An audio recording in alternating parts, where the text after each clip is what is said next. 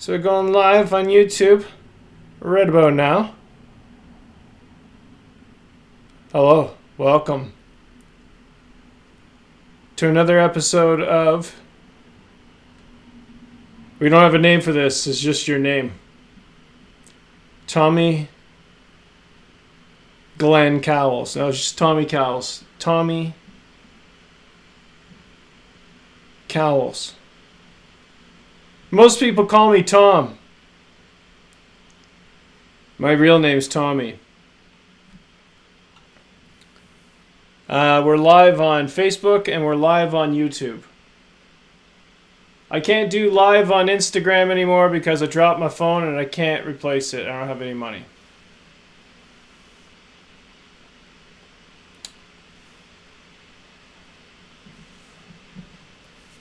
I don't want your money. Oh, God. Did you hear that? Woohoo! That was some good cracks. I just want some time. Can I have some of your time? I'll tell you what. I'll make it really quick. Who do I piss off first?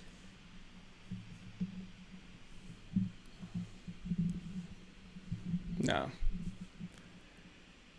Let's come at it from a different angle. How about we say that for the most part, most of us have had our heads in the sand, maybe knowingly going about certain things that aren't quite right. Fair enough. Business, it's business. It's religion, it's just how it was. Yeah, how about we don't do those things anymore? And hey, let's say if you're a Christian, because I have more experience in that field, in that area, Christianity.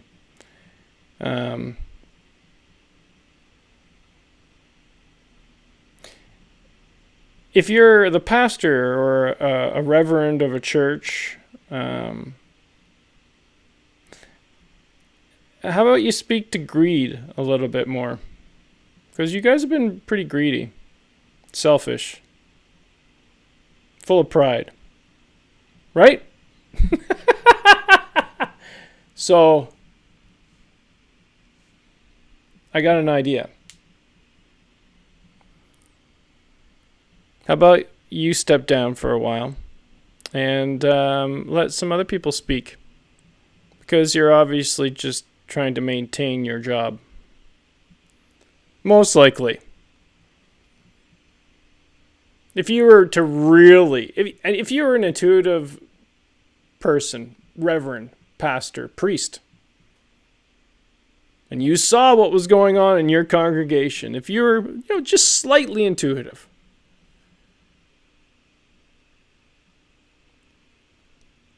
but you had no balls, so you never spoke to it, the pride, the greed, and all that kind of stuff.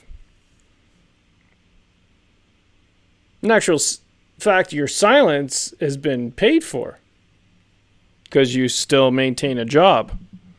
Otherwise, you wouldn't have a job. If you were doing your job, which is to speak truth to whatever it is, truth, right? So basically, focus on what Jesus was teaching. How about you do that for a while? Just on his words.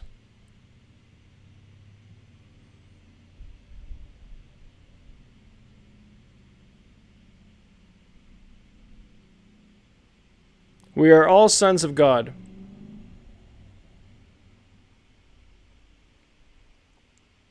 That is not blasphemy. That came right from Jesus' mouth, right? Jesus said that, didn't he? I and the Father am one. He said that? Yeah.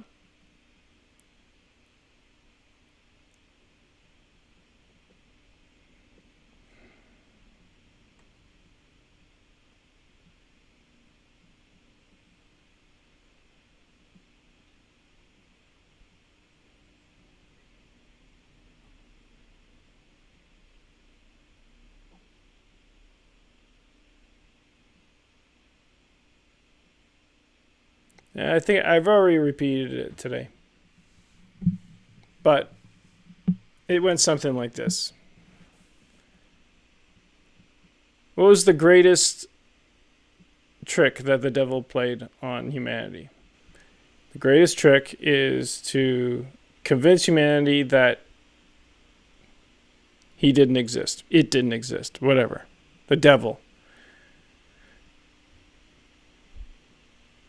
Where's the devil located? In your mind, most likely. But maybe the biggest trick that the mind or the devil or whatever you want to call it has played on humanity is to convince itself that it has no power to change anything of significance. No power to do anything. Powerless.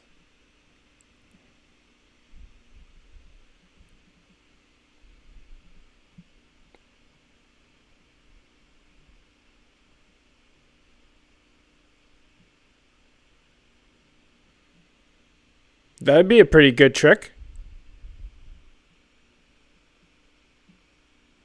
to pull.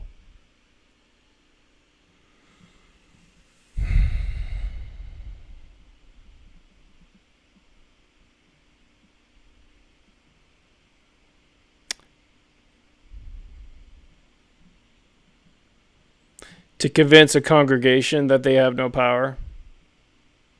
They should listen to, behave, step in line, get on the bus. Forget about us. Do. Tie a yellow ribbon round the old oak tree.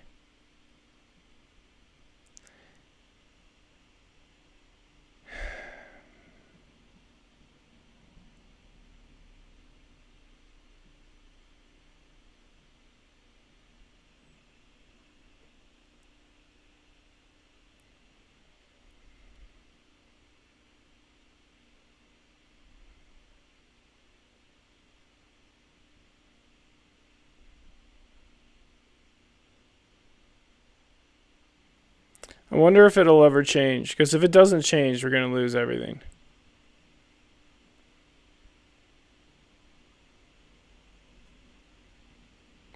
That neither makes me sad nor happy. Surprise.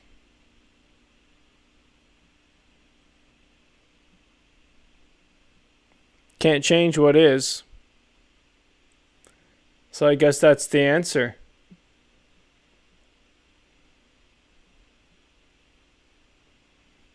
I failed at my job. The only job that I've ever had. The only true job that I've ever had, I failed at.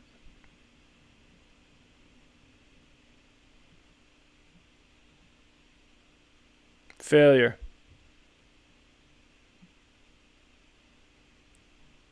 Or?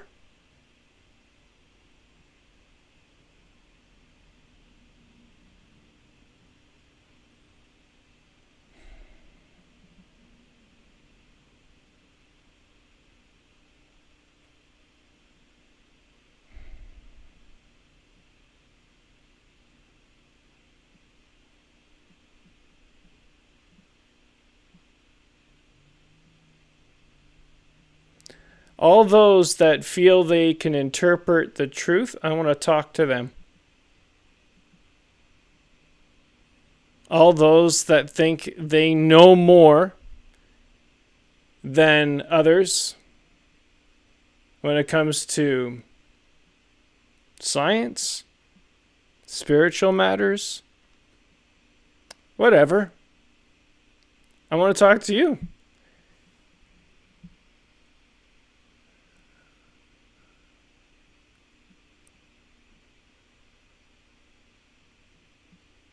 Because I got a feeling that you know about as much as I do, which is not very much. So then I'd like to get to the heart of that first. And then why you maintain so much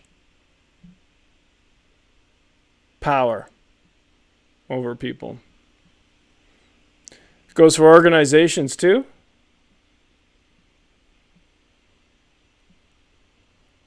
Anybody who fancies himself or herself a leader,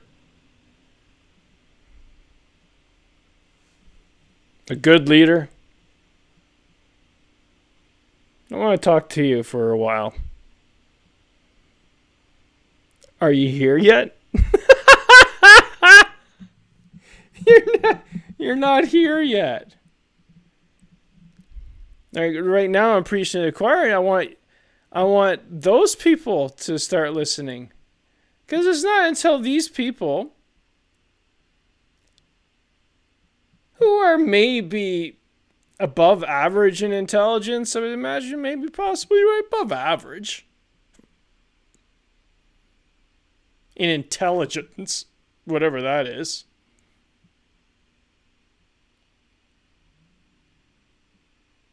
But most of you have been lording it over people. It's true, even the ones that have just a little bit of power. It's like, now I got the power. Now I could be the big dog, and maybe one day I can own my own establishment so I can take advantage of people. No. Most people don't do that, do they? They do, don't they? So power does corrupt. So why would you want it?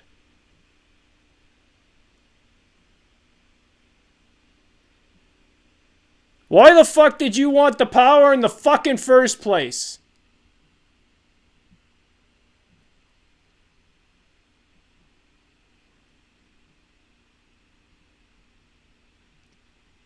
I digress. Was that live?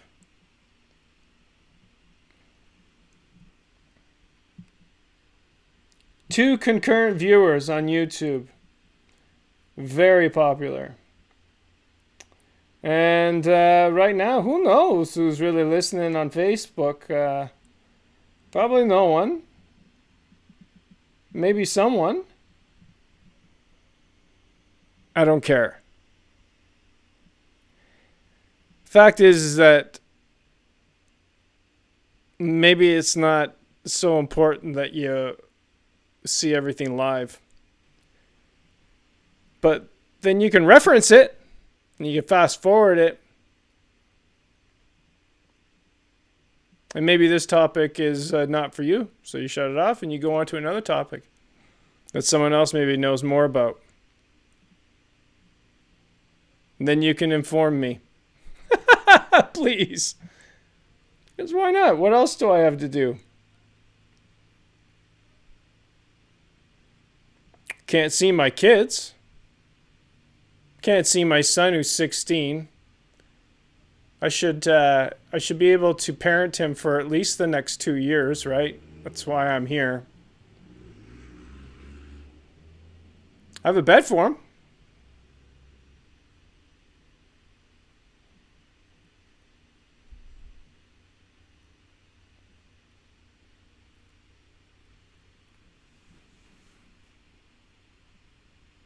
Or not. That's fine too. What else do I have to do? I'm obviously not in charge. Right? Can we agree on this? I'm not in charge.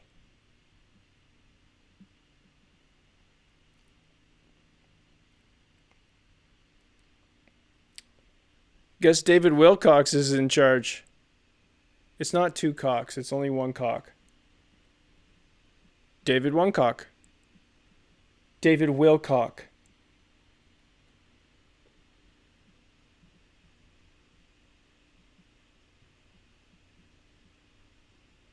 David Wilcock.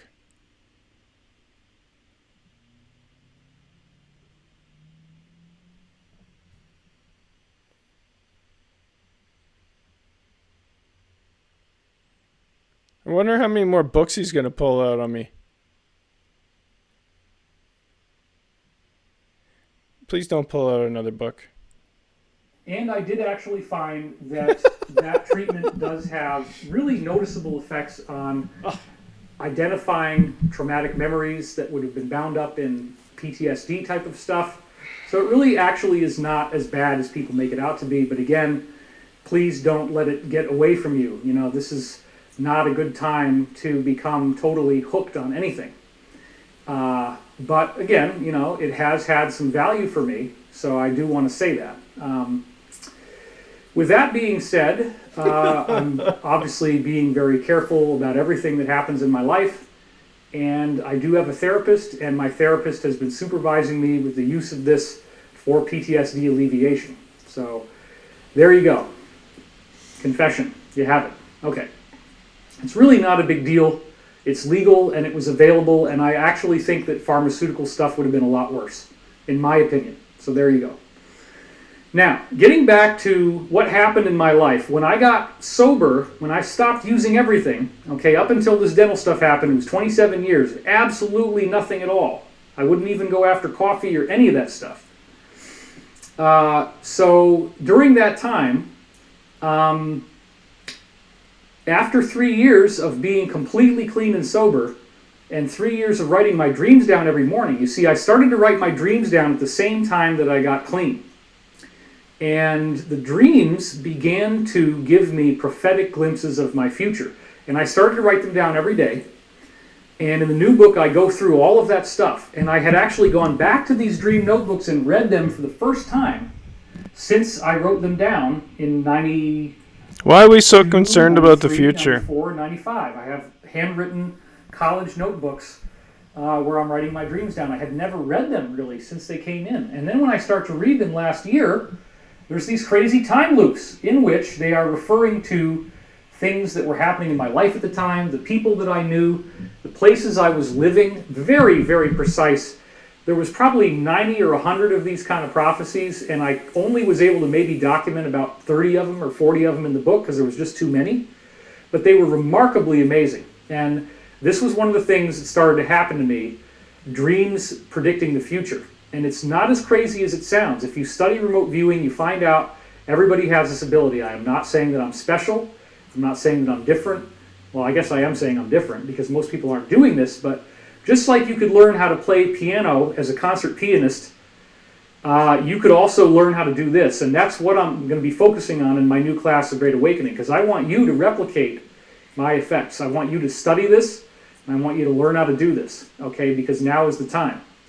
And we do protect it behind a paywall because I don't want this just going out there to everybody, because now everybody's going to say they're doing readings, okay? But if you really want to get the right results, you have to follow the protocol, and the protocols are very exacting, and I will be training you on how they work. But the most important one is to get your mind out of it. If you understand the words that are...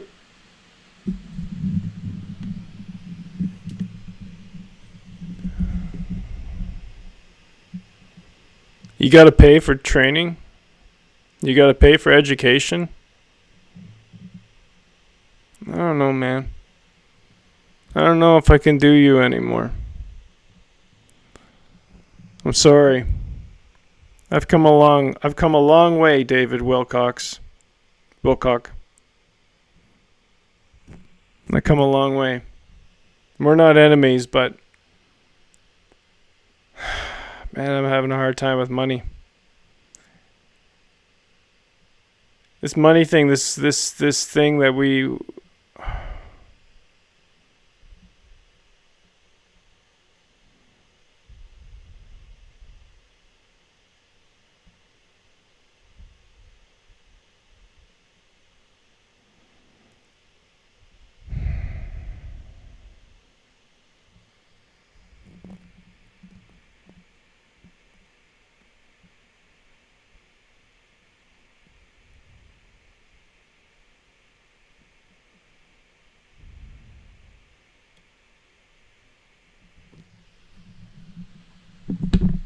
No. It's like another religion, and it's another religion. That's it. Okay, keep going. I'm sorry. Pick fights with everybody day, I guess. They're coming out of your mouth, you're doing it wrong. So there's a whole art to doing a meditation that is so deep that you don't actually track the words. And it's not as easy as it sounds. There's very precise practices which I feel I perfected. And so from 1996 to 1999, I began getting these downloads of verbal information 3 years after my dreams came in. And the dreams themselves were the ones that were pushing me to do this. And I'm going to talk about that in the class, and it's in the book.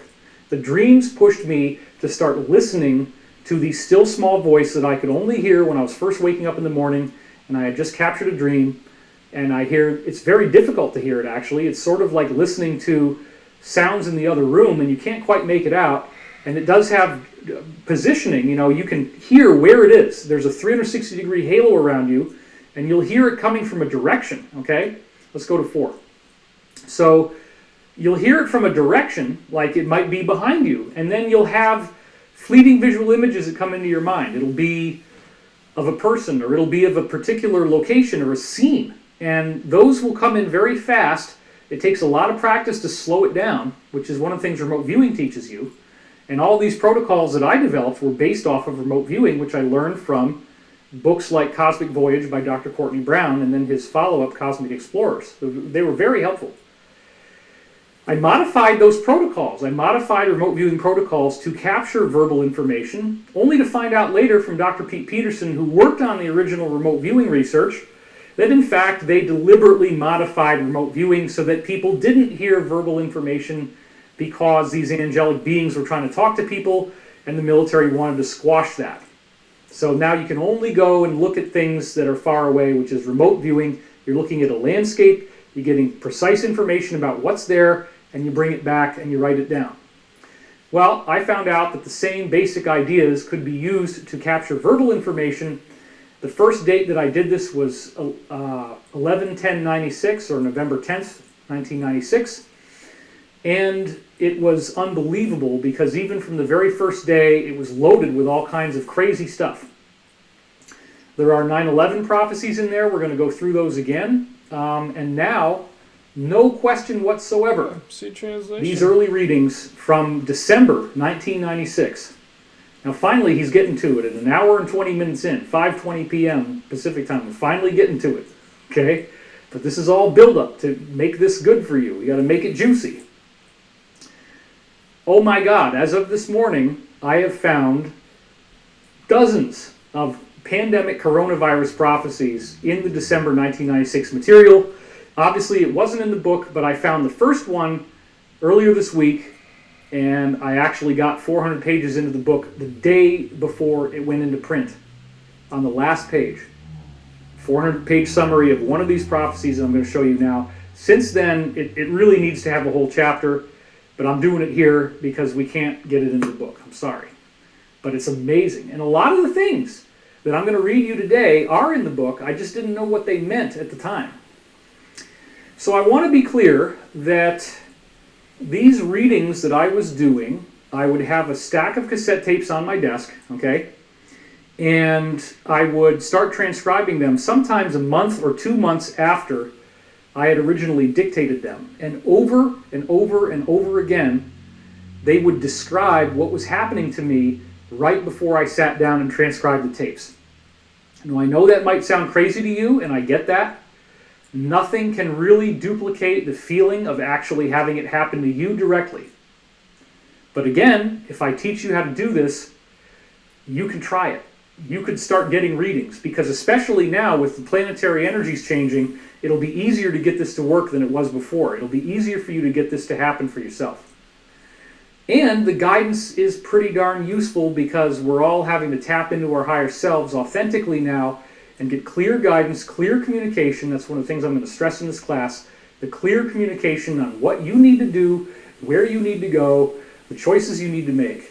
You got to guide yourself through this because there's a lot of things we don't know. And until the Alliance does the mass arrest and we get the global sit down, there's still a lot of uncertainty. And even afterwards, there could be all kinds of information that would be nice for you to have about where this thing is going to go for us as a planet. So the very first day was November 10th, 1996. It absolutely blew me away. I have not been through the November readings yet. There's probably all kinds of pandemic stuff in there too, because what I'm going to show you here is pretty much the entirety of the first 2 weeks of December, which is heavily covered in my book already, and there's a whole lot of pandemic stuff in there. So before we go further, I just want to tailor this a little more. I want to be clear that there were 3 years of daily dreams that led up to this where I was getting the dreams and I was having these experiences with cosmic beings ultimately telling me, we want to communicate with you. The people in the UFOs, David, we want to communicate with you. Well, why do you guys want me? Why not somebody else? They said, well, let's go back to 2. Well, we like you. We like your attitude. We like your vibration. We like your resonance. And we don't want to work with people unless we like them. So they say in Law of One that they don't seek out necessarily, they don't seek out people who have any worldly power or influence. They go after the people who have the right vibrational frequency that they would appreciate working with and working for. And so my dreams were inviting me into learning a language of symbolism and metaphor. And what was so fascinating was, after 3 years of dedicated dream work, that these remote viewing style readings that I pulled in used that symbolic language. So before I start reading this to you, I want to be clear that I had not developed this all on my own. I was working with a guy who had a website called greatdreams.com. I met him in Richard C. Hoagland's online discussion forum in 1996. His name is Joe Mason, and he is mentioned in the book, and he was already doing this technique that he called the dream voice, and he trained me in it. And the technique is, when you first wake up in the morning and you can still remember new details from your dream, don't move, lie there in bed quietly and listen to whatever background noise is in your head and get a sentence fragment, and you want it to sound weird. You don't want it to make sense. You don't want to try to understand it. The crazier it sounds, the better, actually. You don't want this thing to be easy to understand. It should be sounding like it's some weird encoded data. So I would just let my body, let my mouth speak, and I was listening first and writing it down. Then I went to dictating on a tape recorder. That happened sometime in December, I think. But the first part was all things that I listened to and then wrote down by hand. I don't recommend that. It is ultimately better to speak it rather than write it, okay? But the real big key, and I'll get a lot more into this in the class, is getting into a very deep state of meditation when you're waking up, not moving, having your tape recorder right there. Well, now it's not a tape recorder. Now it's you could use your iPhone. You can literally use the recorder app in your iPhone and just hit that thing on, put it on your chest. I know you're going to get some x-rays or whatever, but put it on your chest or put a book over it.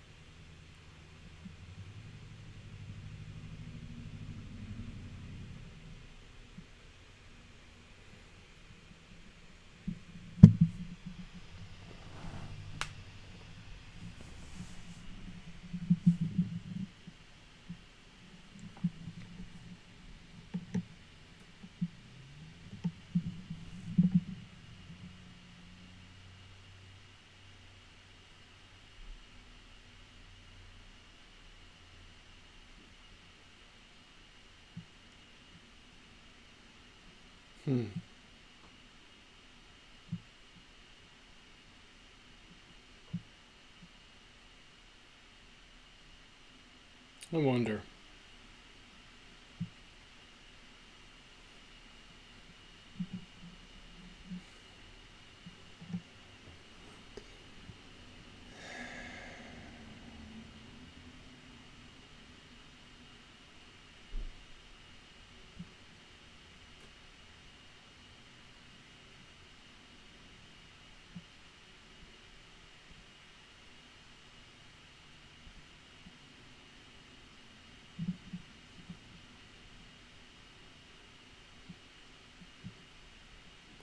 We're seeing some new faces on TV.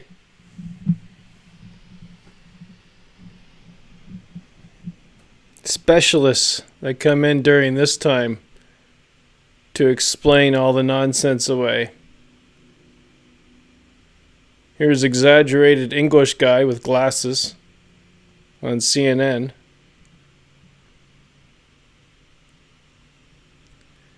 First stimulus payments deposited today from the IRS. Ain't that nice?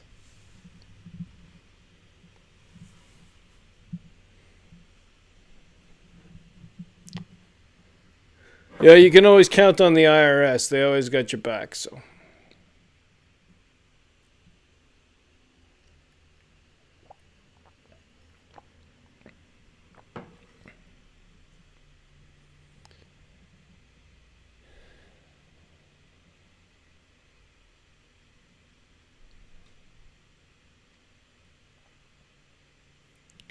Well, you know, Rome wasn't built in a day.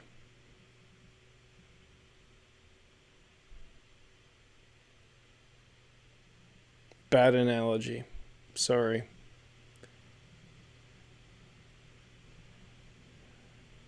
Rome was taken down pretty quick, though. Remember what happened to Rome? Greed, I think, took it down in the end.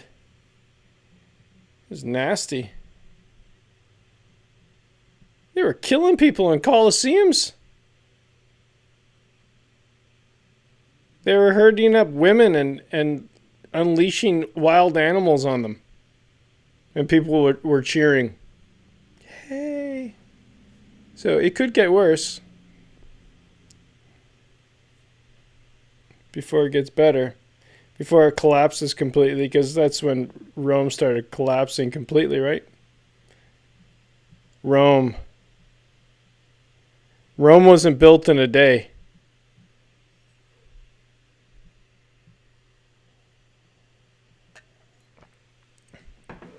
Actually, Rome was built in a blink of an eye.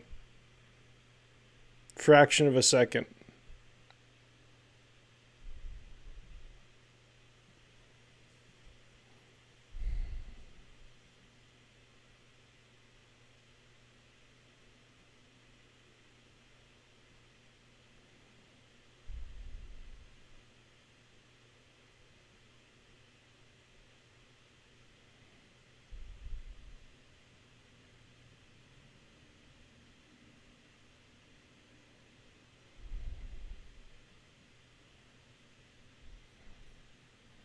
Try to figure out, where is everybody coming from? What's their perspective? Why do they lean towards this way, but it doesn't step in line with the majority of what they're saying. Like, they align themselves with this mentality.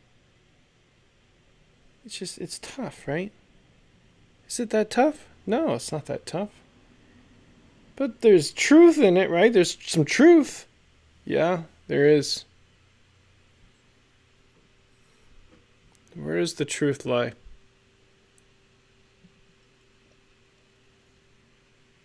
How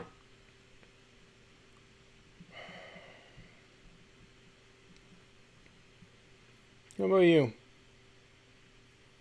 What do you mean, or clarity? I don't understand.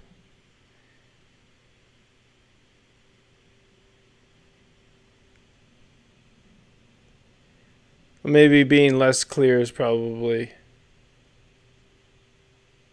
where we need to be. We rely too heavily on our words to convey simple meanings like peace. Let's say. Huh? Alright, I don't know your language, you don't know mine, but we don't need to know language to know what peace is, right? Right? It's the labeling of things that's fucking us up. The words. Fuck. We wouldn't have borders. We wouldn't have fences. We might have doors. We might have doors still. But maybe not. Maybe not even doors.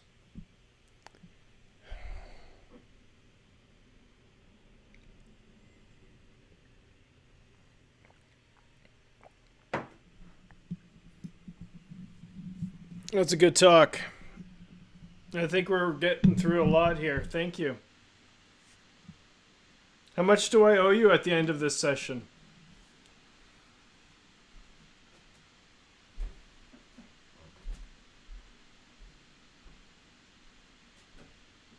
Seriously.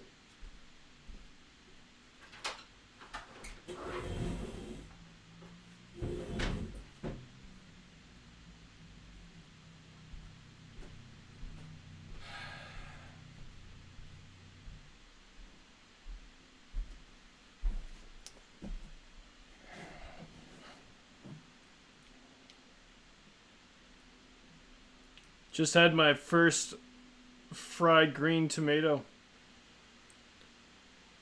It was very good. I do that again. What were we talking about?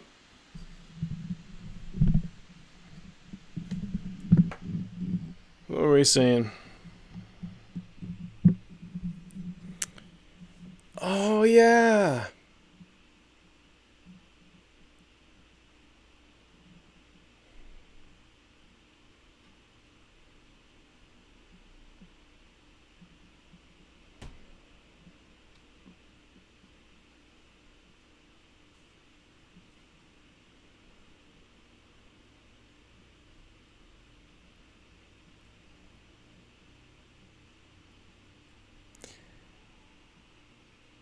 Slow down. You're moving too fast.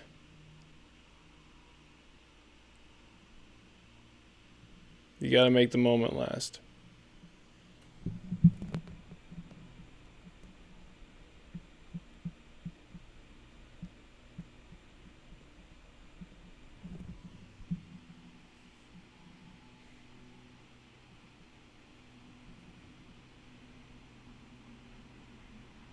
Hello, lamppost. What you knowin'? I've come to watch your flowers growing.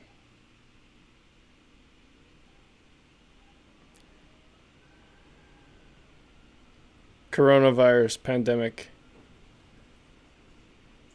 Moscow launches digital monitoring app.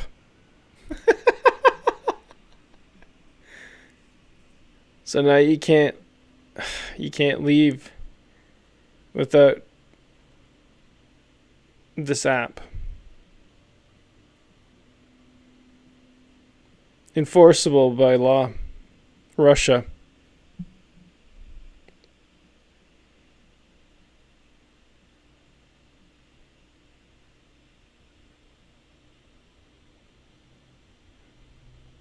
Coronavirus. They got people in masks. They're hosing down the streets with water. Putting on a scene. Quite a scene here. Yeah? Yeah, everything. We have to wash everything down here. It's gotta wash it down. You see what we're doing? Stay home. It's gonna get messy. Definitely do not come near the center of town where we live. Definitely do not do that.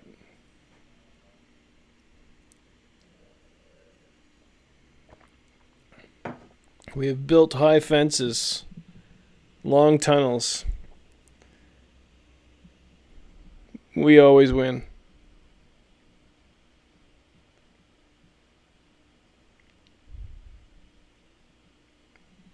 Always? I don't know about that.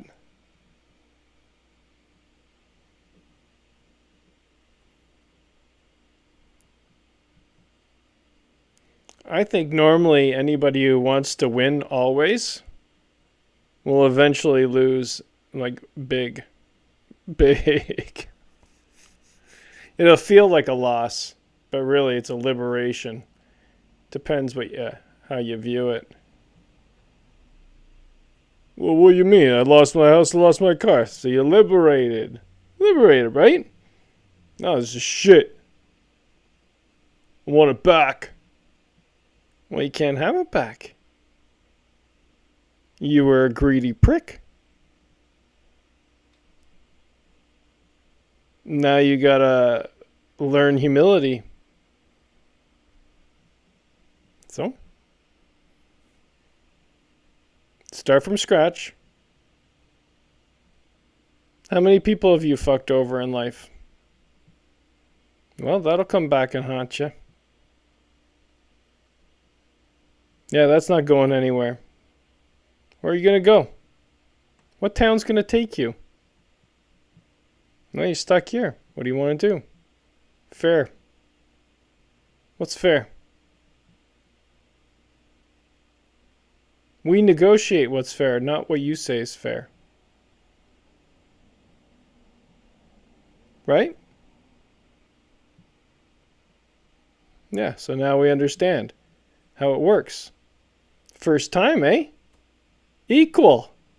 Oh, that's what you meant by being equal. Yeah, that's what I meant by being equal.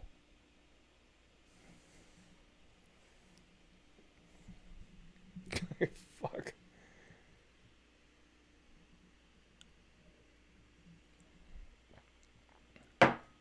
So now you don't have authority over me.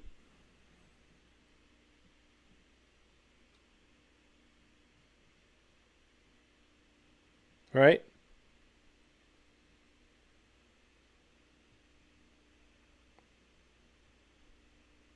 Here's the great thing. I don't have to do anything. I don't have to get mad. I don't have to even get even. Because you'll lose it all. Anyways. Regardless of what I do. Because you've been greedy pricks the whole time. That's why. Fuck off. You know you have. So, restart. Everybody gets what you have, at least. Ha ha! Can we do that? Everybody gets what you have, at least. At the very least. Why not give ourselves a little bit more? Why does someone always have to suffer in this arrangement? Because you've worked harder?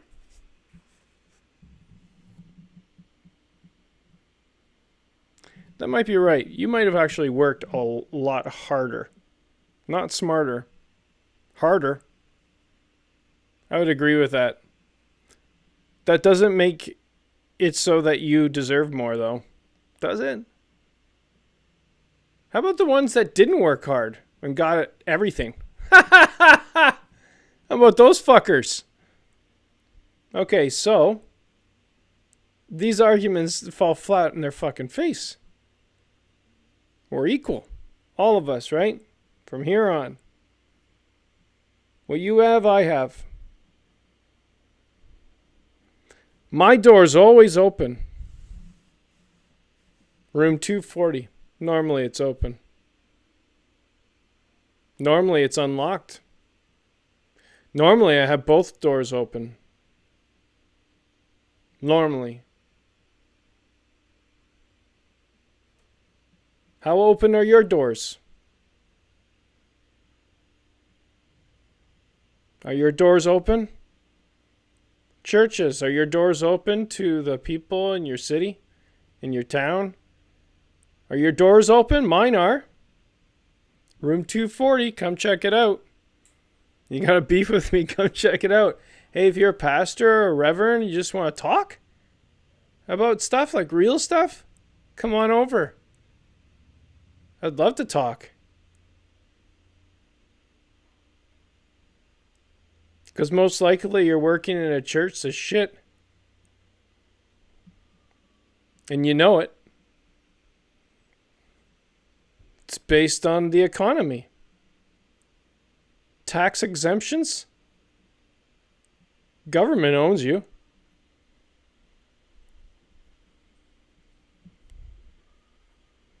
What are we talking about here? Nothing I haven't said before.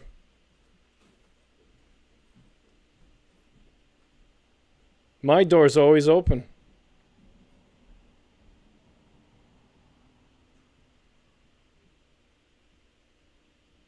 Can't say the same for you.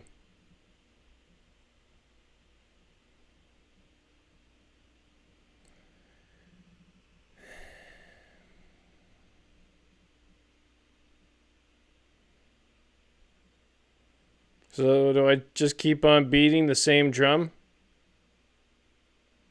over and over again?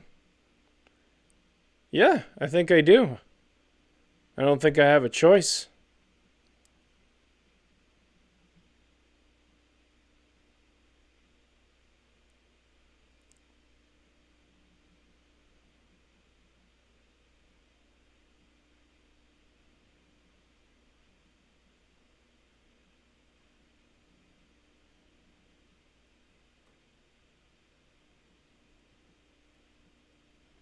How much do you think you know?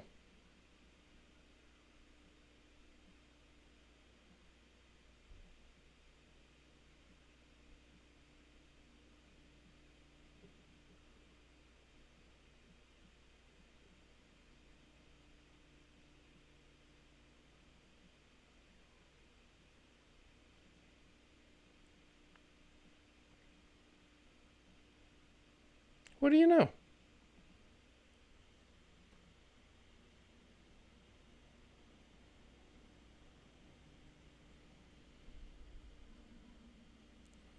So, so what? Well, sew buttons in your underwear. How about that? My mom, one of my mom's classics.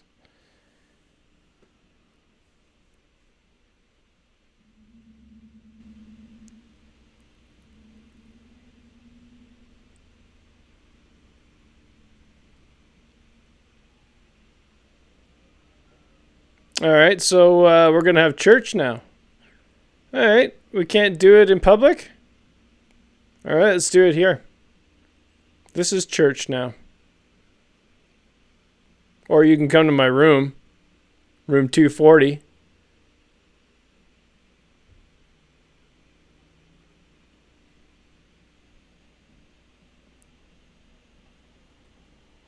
The church is in your home.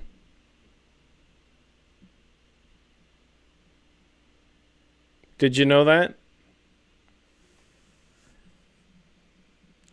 The church is not the building that you go to on Sundays or Saturdays or whatever day you decide to go there.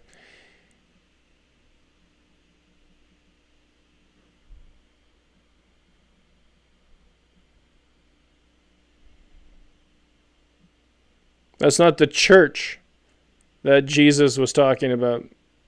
So the church was in your home, man. Meet you at your home. Oh, we got to go to this building now? It's not your home. I thought we were going to have dinner. That's church. But we don't do that anymore. We used to.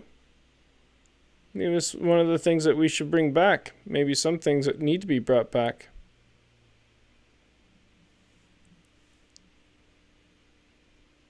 Talking about relevant things. Hammering it out. Going with the best ideas. Sharpening each other. Enjoying each other's company. I don't know. Just the thought.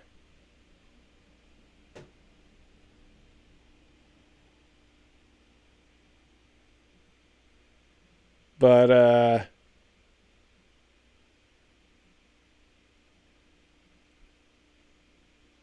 I'm not convinced that's going to happen ever again. Right? Like, how can it? Too much water has gone under that bridge. Yeah? Yeah. Probably the same water. Who cares how much water goes under the fucking bridge? Be thankful you have a fucking bridge. Be thankful it's a bridge and not a wall. Can you imagine if it was a wall?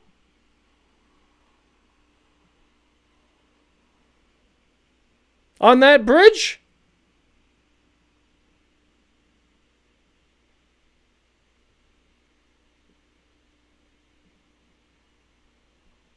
Can you imagine then how shitty that would be?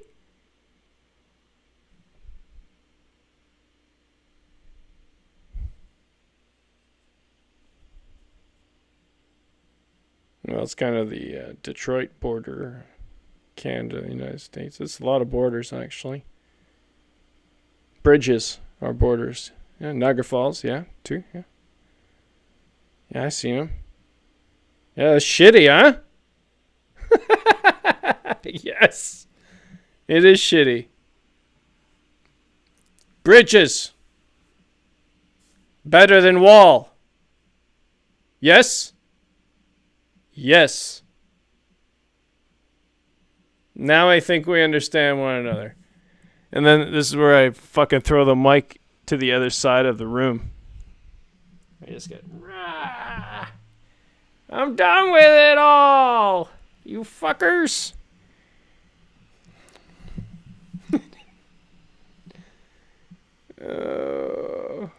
Closing tabs. That's a full-time job, man.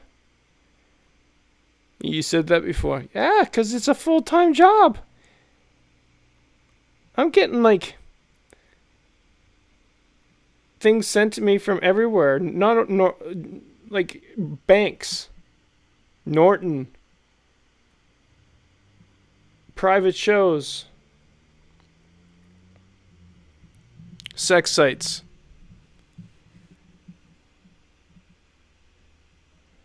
Anybody want to look at my hard drive?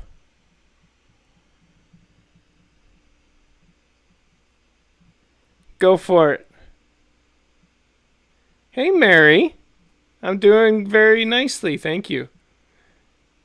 And no, Paige, the coffee table is not for sale. And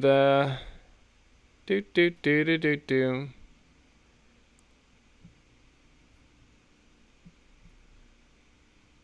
Susanna, Tim, Melanie, Liu, Jinky, Carrie,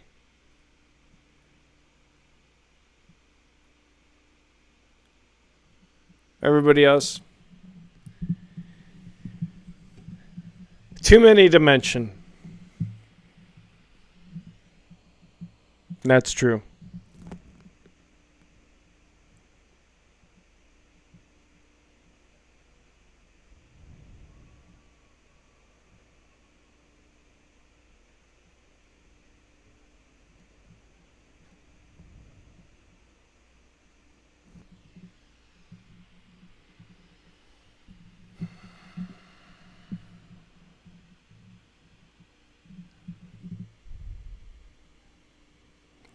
Look at yourself.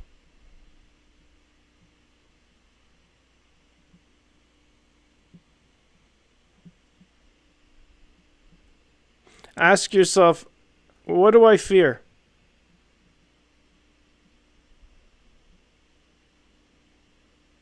If your answer is nothing, then I'm not talking to you because you're not apparently a human being, because I see everybody fearing something.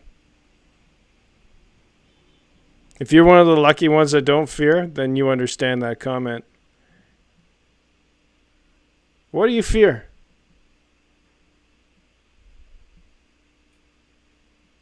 Is that rational? To fear? That thing? Most likely not.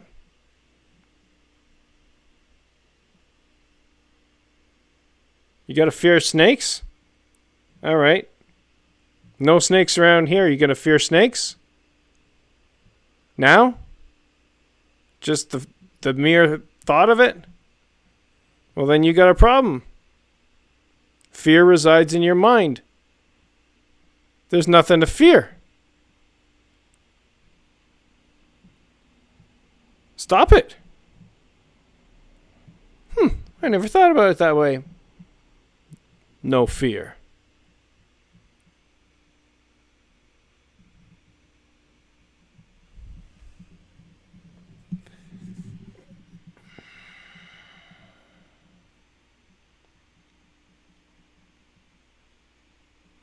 Should I hand it back to David Wilcock?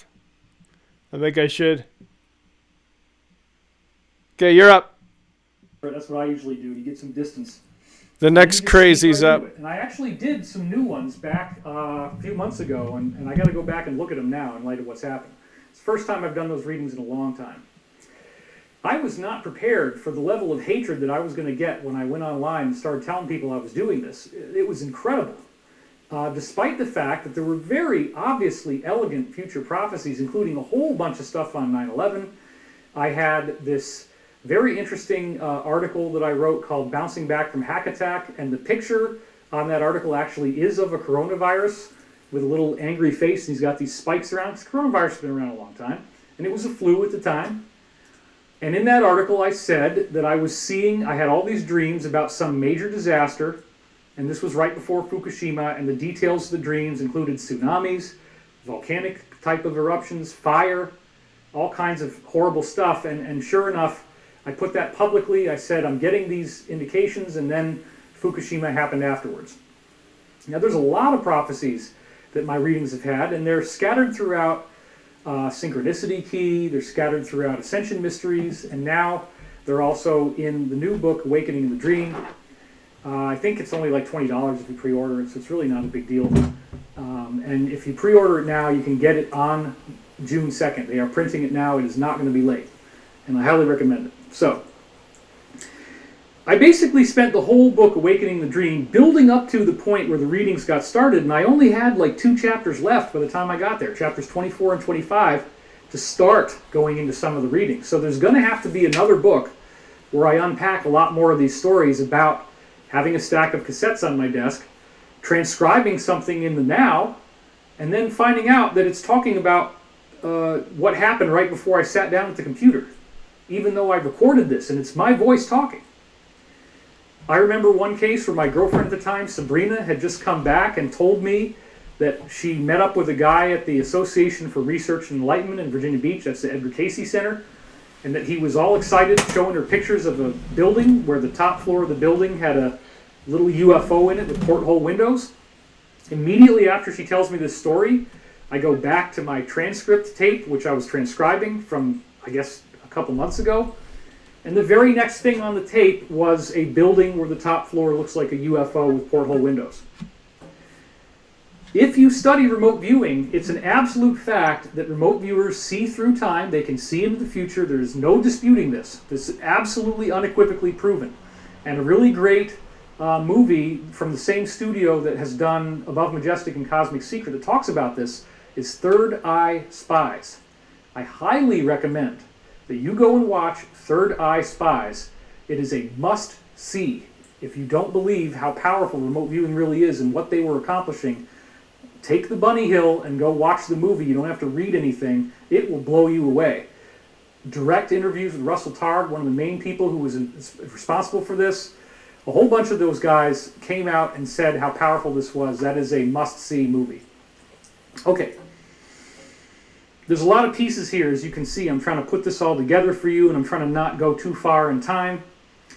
When I started to do the dream voice technique, it worked the same way that Joe Mason told me it would, which is really weird sentences that don't sound like you'd expect them to sound. The very first day, it told me that I should go visit Chichen Itza with my mind, which was basically speaking to my dream of having out-of-body experiences that I'd had since I was 5 to get another chance. And then immediately after, I finished writing all this up and reading it and realized it's telling me to do astral projection, which is the out-of-body experience thing. This guy from a UFO group, Pine Bush UFO group, calls me up and says, "Hey David, I want to invite you to a seminar today on astral projection." Right after it had just come through. So the very first day I did this, November 10th, 1996, it freaking blew me away.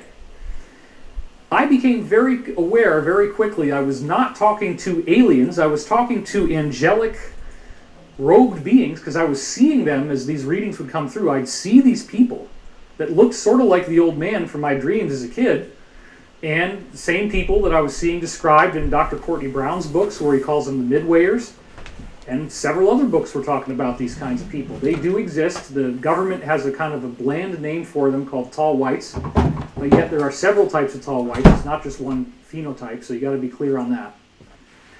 But these beings were not going to let me off the hook. They were very, very, very strict. They made sure that I had a very tight diet. At the time, I was doing a very intense vegan diet. And that when I've brought animal proteins back in, I've done so on a very careful basis and only the most ethical way to do it, if possible. It does say in the Law of One to take animal proteins to the extent necessary for the health of the physical body. I got very unhealthy on the vegan diet. As I've said before, I literally looked like I staggered out of a concentration camp. So my stools weren't even holding together. I was eating millet and quinoa and avocados and udo's oil for breakfast, and it came out looking the same way it went in. And that was scary because I wasn't digesting anything. So it was a really tough time. But on the other hand, I was getting really great intuitive access. And I was pulling in these amazing readings that I transcribe them and then it comes true. And there are undeniable documented prophecies that I go into in the new book, Awakening the Dream, about the 2000 election crisis between Gore and Bush, where it said the vice president considers this his own authorship, but he does not realize that he is completely naked. The interim period will decide the next victor. The vice president considers this his own authorship. There was an election crisis in 2000. It extended for a number of days after the election was over because they couldn't figure out a winner. And ultimately, the Supreme Court handed it to George W. Bush, even though when you actually counted all the votes, Gore won. Okay? The interim period will decide the next victor. That was the space in between. This was on my website. This prophecy was on my website in 1999 before the election. Okay? Nobody can dispute that. It talks about the vice president.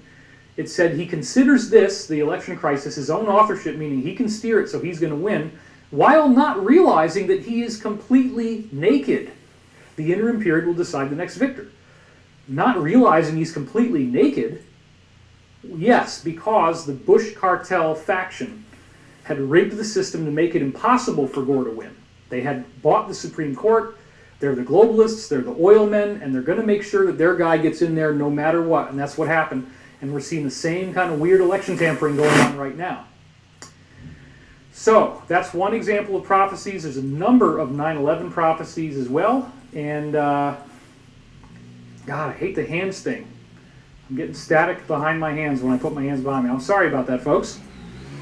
But it happens, for whatever reason. So we'll try to avoid that. Sorry if you are having problems. We get some comments on that. All right. So enough dilly-dallying here. We will get back into some of the actual results. So the readings weren't coming in almost every day in the beginning, but then I started to get into a good rhythm in December. By this point, the source was already telling me I needed to stop worrying, I needed to improve my diet, I needed to not be so worried about all these things. And in the book, Awakening the Dream, I talk about how all of this was going to turn into prophecies that happened as I was writing the book last year. So all the people I knew, the place I lived, my wife, her name, having a center in Colorado, having a center in California, all that was in there. And I was living in New York State at the time this happened.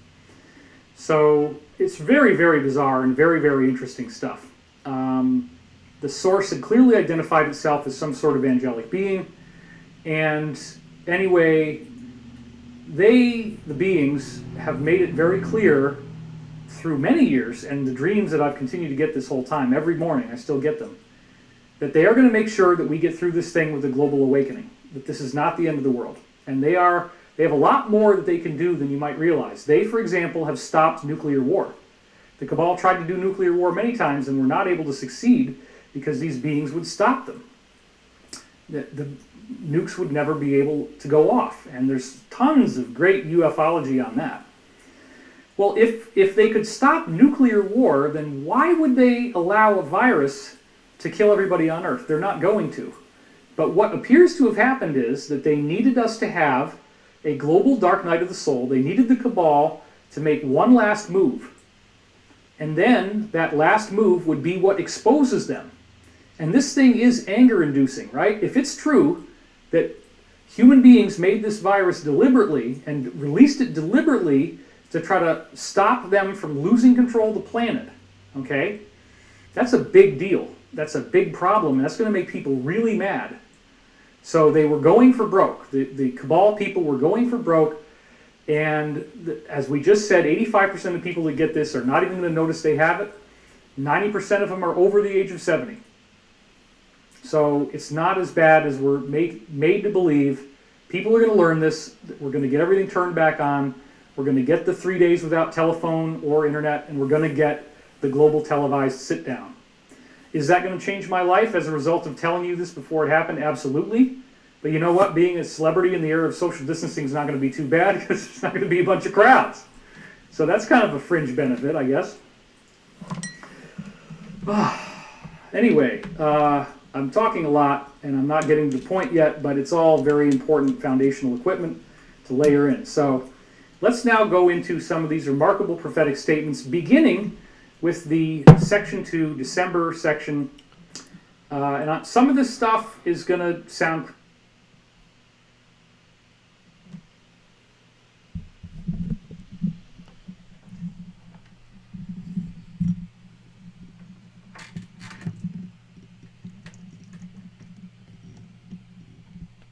Well, thank you, David Wilcock.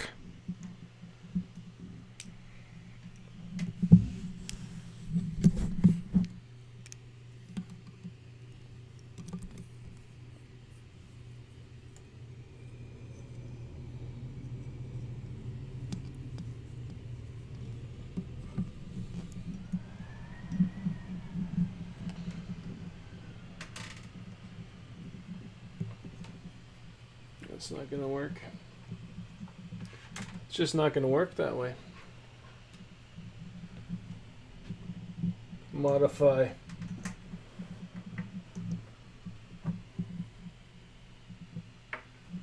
Plug back in.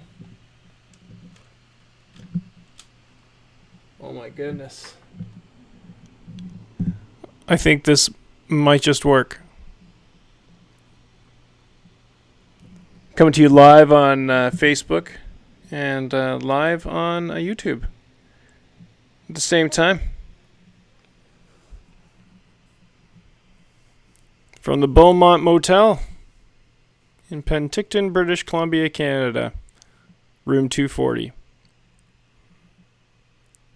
Can I get some water?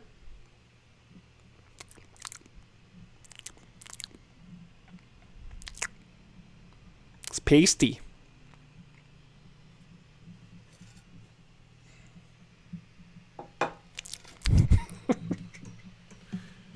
I'll get you some water.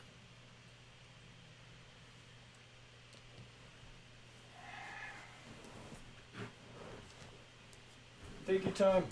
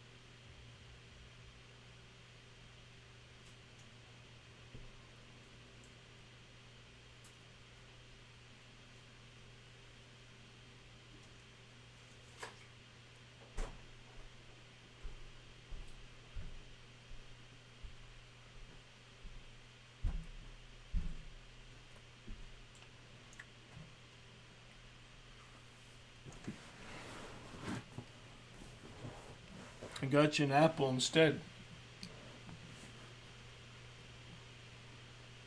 Thanks.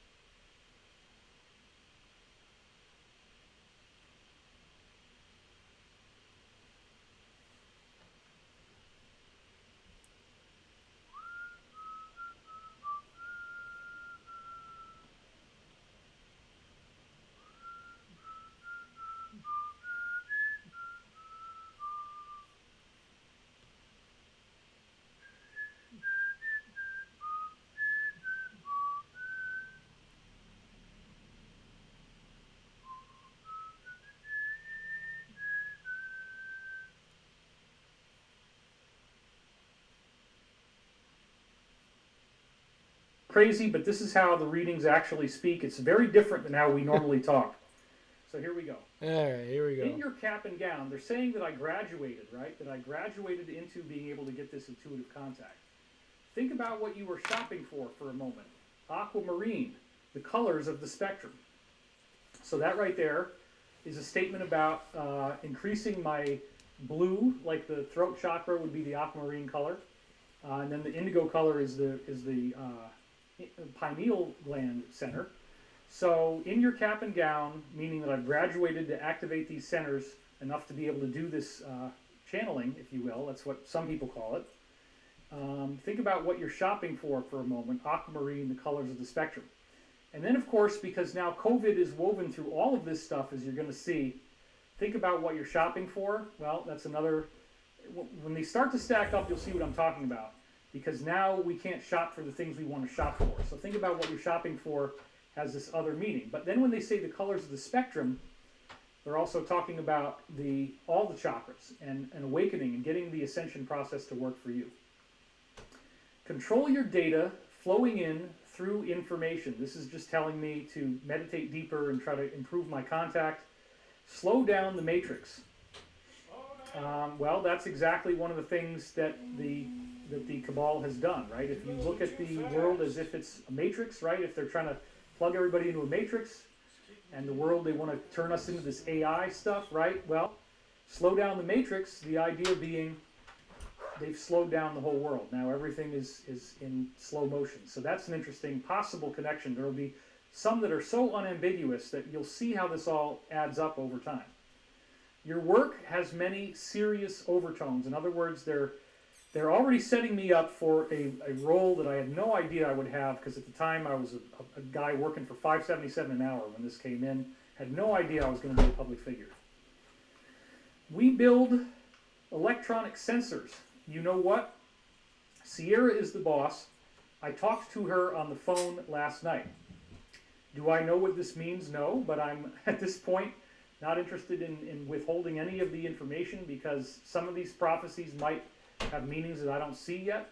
But it's also okay if they don't. You know, that's one of the things you got to do, is not try to control it. You just let the data come through and you let it go where it wants to go. And so if the data doesn't make sense, that's okay. Maybe later on you'll find out it's a prophecy. You come back, you're like, oh my gosh. So I think they're talking here about, Sierra could be a representation of the earth, because it's a big mountain. And the earth is the boss. The earth is kind of, helping us out. So Sierra's the boss. I talked to her on the phone the other night. Receiving communications, I know I do have blue eyes. This is talking about the fact that it is a blue-eyed human that was speaking to me, just a higher level being. It's the nature of someone to snoop around, so it's always nice to have a good thought. And again, I just put that in there because that's what they said. I don't really know what this means, but again, it's always good to have positive thoughts. Now, it says, Marjorie, Virgin 3.1, did you read that? Okay, let's stop right there. This clearly to me was a function of the fact that at the time I was doing this, I had Windows 3.1 running on my system, and my grandmother, both my grandmothers' names were Marjorie. Interestingly enough, both my grandmothers' names were Marjorie. So they're asking me, did you read that? Are you making sure that you saw that? So, and then Virgin 3.1. Again, I'm not really sure what all this stuff means, but isn't it interesting that now we're saying that Bill Gates very likely paid for this virus, and he created Windows 3.1, and all the other stuff that they're going to be talking about here is totally, obviously talking about the pandemic. So I think there's something there. We'll have to spend a lot more time analyzing this. I literally just put this together this morning. Many people feel they are lost. It's quite appropriate in this society, though. How do you think I feel about it? I never say anything to cause this. They sent me a check for $100. That's all right. I wish that with Dr. Courtney Brown that will also come through. So, many people feel they're lost. It's quite appropriate in the society. They sent me a check. Well, that's actually happening now, right? They're sending people. The U.S. government is apparently going to wire transfer everybody who paid their taxes right into their bank account, $1,200. It's coming pretty imminently. A lot of people are joking about it, but it's one of the things we were told would happen, that there would be payments of restitution made as the cabal was exposed. That's already started. So the whole "they sent me a check" thing right after the Windows 3.1 reference could be one of the coordinates. And again, Dr. Courtney Brown's book is what taught me how to do this. All right, this is my speakerphone. This is something you can watch. It will be around for many years. We need some purchasing orders bad. Silence is your greatest ally. Now, when they say we need purchasing orders, and this is my speakerphone, they're literally saying they want me to train other people in how to do this technique. And they don't want it to be free. It said they sent me a check and all this kind of stuff. And they have other references to that as well. It's not supposed to be free, but it is something that I can train people in, and they want me to do that. Now, this is really interesting. Check this out. That's Concadoro speech, the gravy train for Thanksgiving. There is more to be translated in 1975.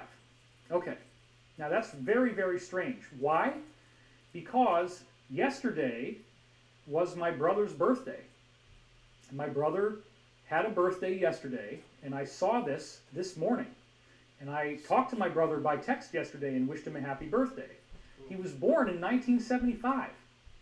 And so to read this for the first time and really understand what it's saying the day after my brother's birthday, when he was born in 1975, was pretty freaking crazy.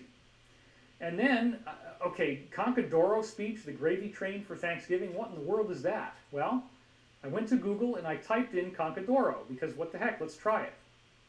When I typed in Concadoro just this morning, the first thing that comes up, as you can see, out of 8,150,000 results, is Concadoro restaurant bids a heartbroken goodbye in Orange County. It closes.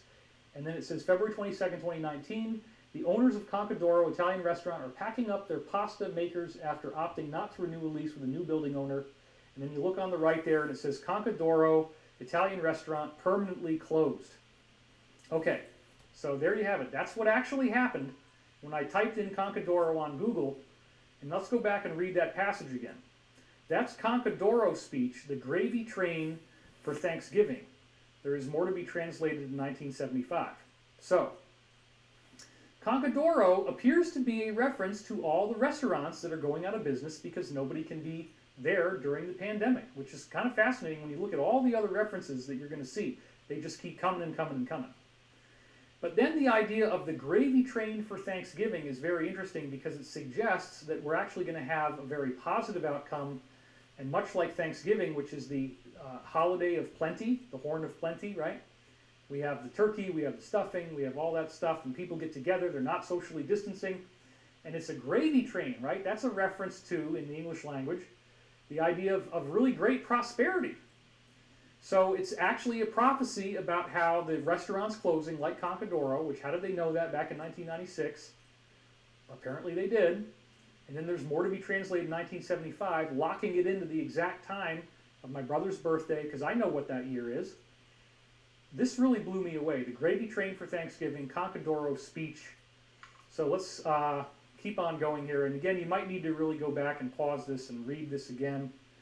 I'm just going to go through it all one at a time, but you might want to study this more than once. Extend many refinements and everybody lives a lot closer. Well, heck, this is a direct comment on social distancing. And again, there's so many of these that add up. It's going to be very obvious that they know about what's happening to us now. And in time, we'll understand that everybody can see the future and it's not a big deal. But I just happen to have done this in 96. So extend many refinements and everybody lives a lot closer. What are the odds of them saying everybody lives a lot closer immediately after making a reference to Concadoro, a restaurant that only now has gone out of business, the first thing you type in, and Thanksgiving and the gravy train, the idea that it comes back, and then the coordinate right after my brother's birthday, making it April 8th, which is when we're doing this. Everybody lives a lot closer. That's crazy. It says the batteries are just fine. This suggests that everything is going to work out metaphorically. I'm drawing up a space monitor. This is like the idea of the readings I was doing. And then as I was looking at the clock, I got a 2:22:22 on the concept that this passage indicated that I was developing a connection with one of the woman I was talking to in the angelic kingdom, one of her supervisors or the chief, to get me connected with various other ETs. This is an original note from when I first typed it up. I was just trying to understand what was going on because they had made references to a chief before, right here. The chief passes it in, and it comes back around again as a stepfather, though you know I don't like to use those kinds of words. Well, this is another really curious time-looped prophecy, and the reason for this is fascinating because Danny and Brinkley has spent some time here with us recently in the house. We did some amazing tapings with him that we're going to release later when I get my network up and running, and some really great new stuff that he said that will blow you away. And he has kind of become like a stepfather figure for us, though we wouldn't call him that. He kind of looks at Beth and me as almost like surrogate kids now, and we've had that conversation.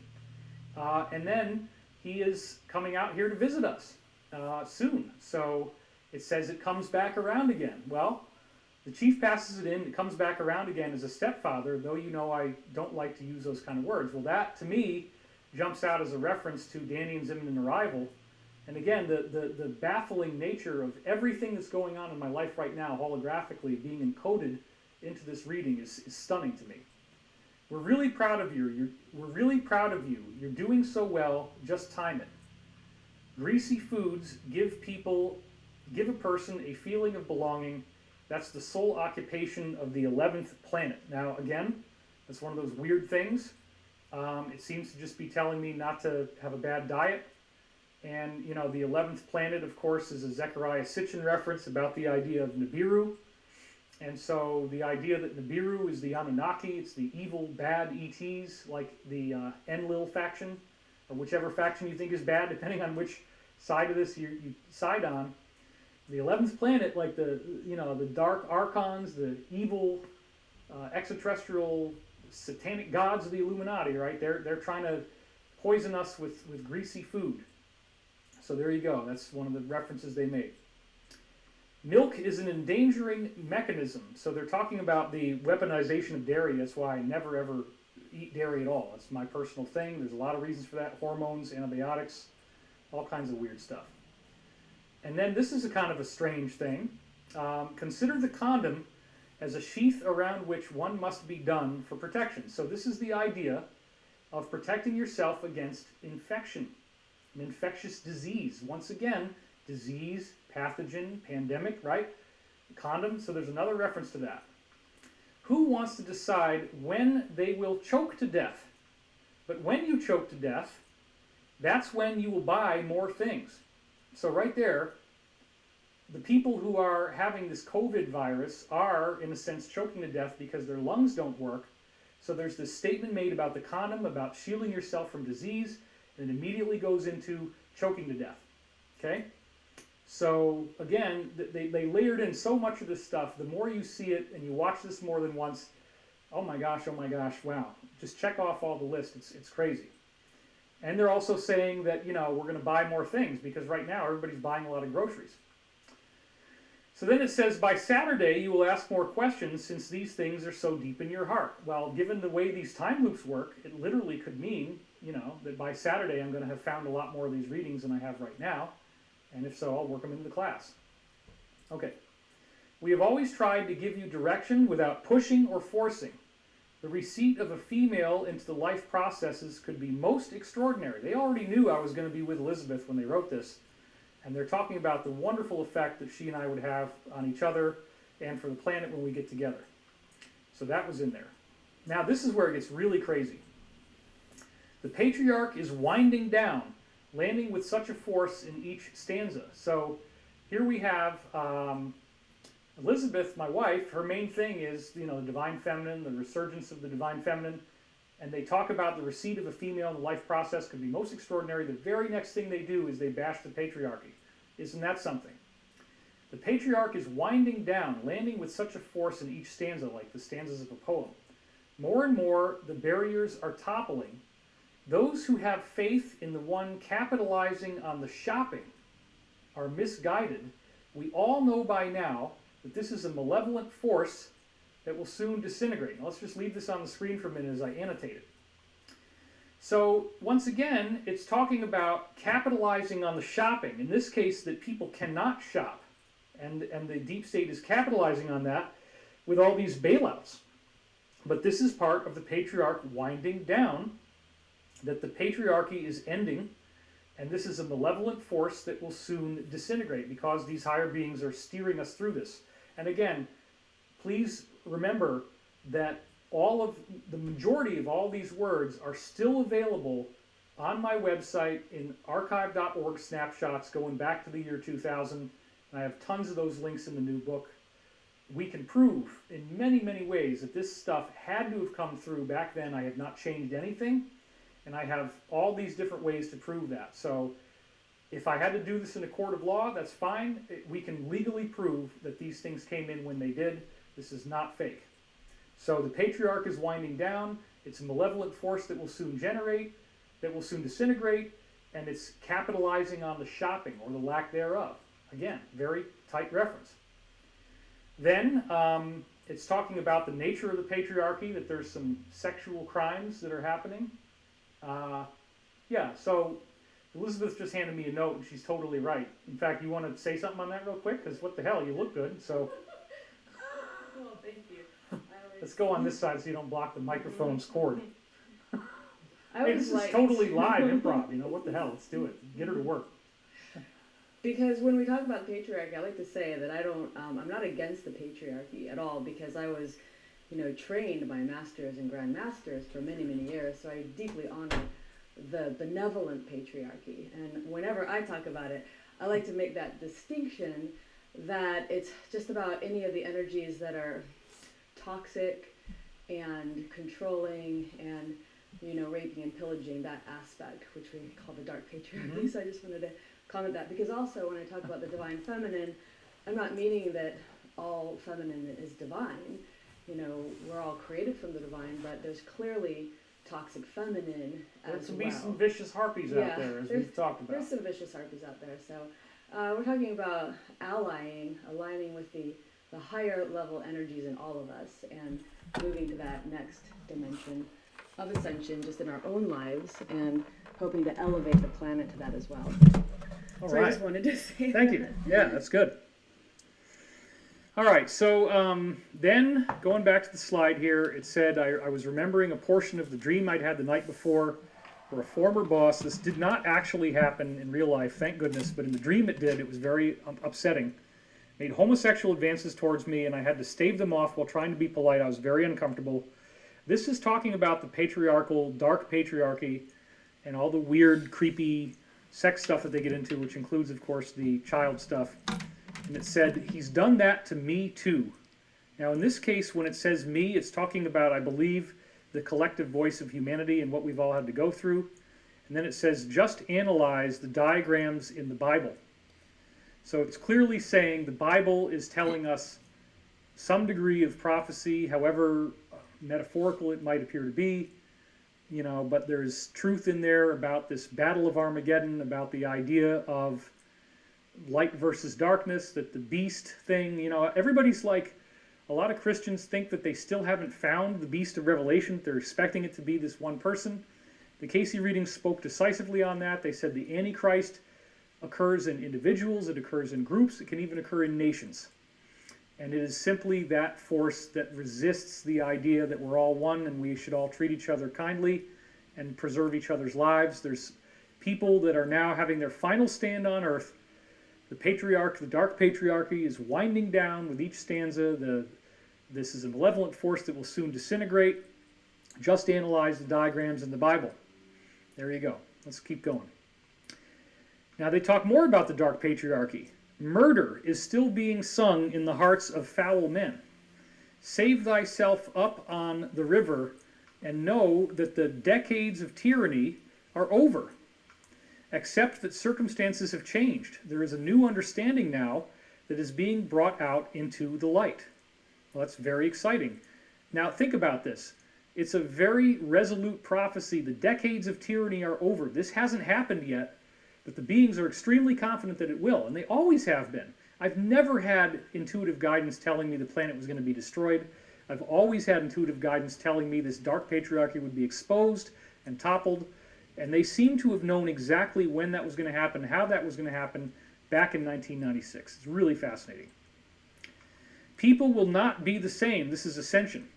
with the speed of thought, they will fly and travel. Well, apparently the forbidden technology that's going to be released by the Alliance includes, eventually, maybe not right away, but UFO type of craft in which you think about where you want to go and it will take you there. So with the speed of thought, people will fly and travel. So this is part of the forbidden technology that we get after this thing happens.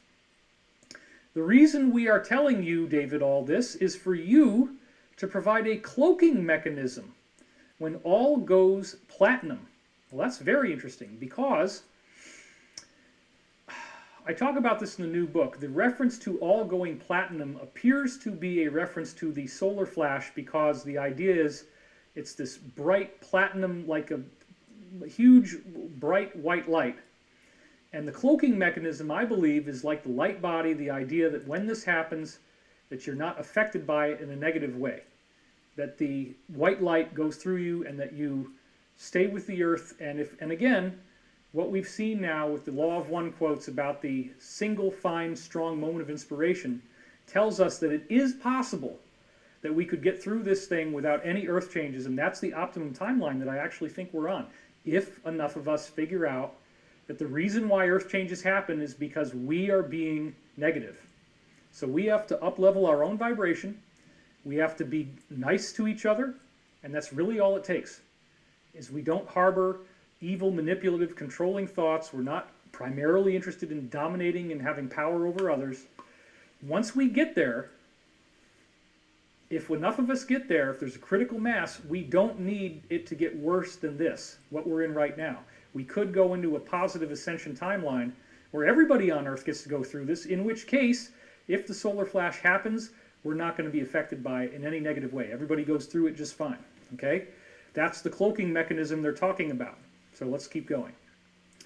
Then it says, it will divide the Mormon records as those of the church as usual. This is very, very interesting because obviously when this kind of thing happens, you know, a big function of the Mormon faith is the idea that Jesus came to America at some point.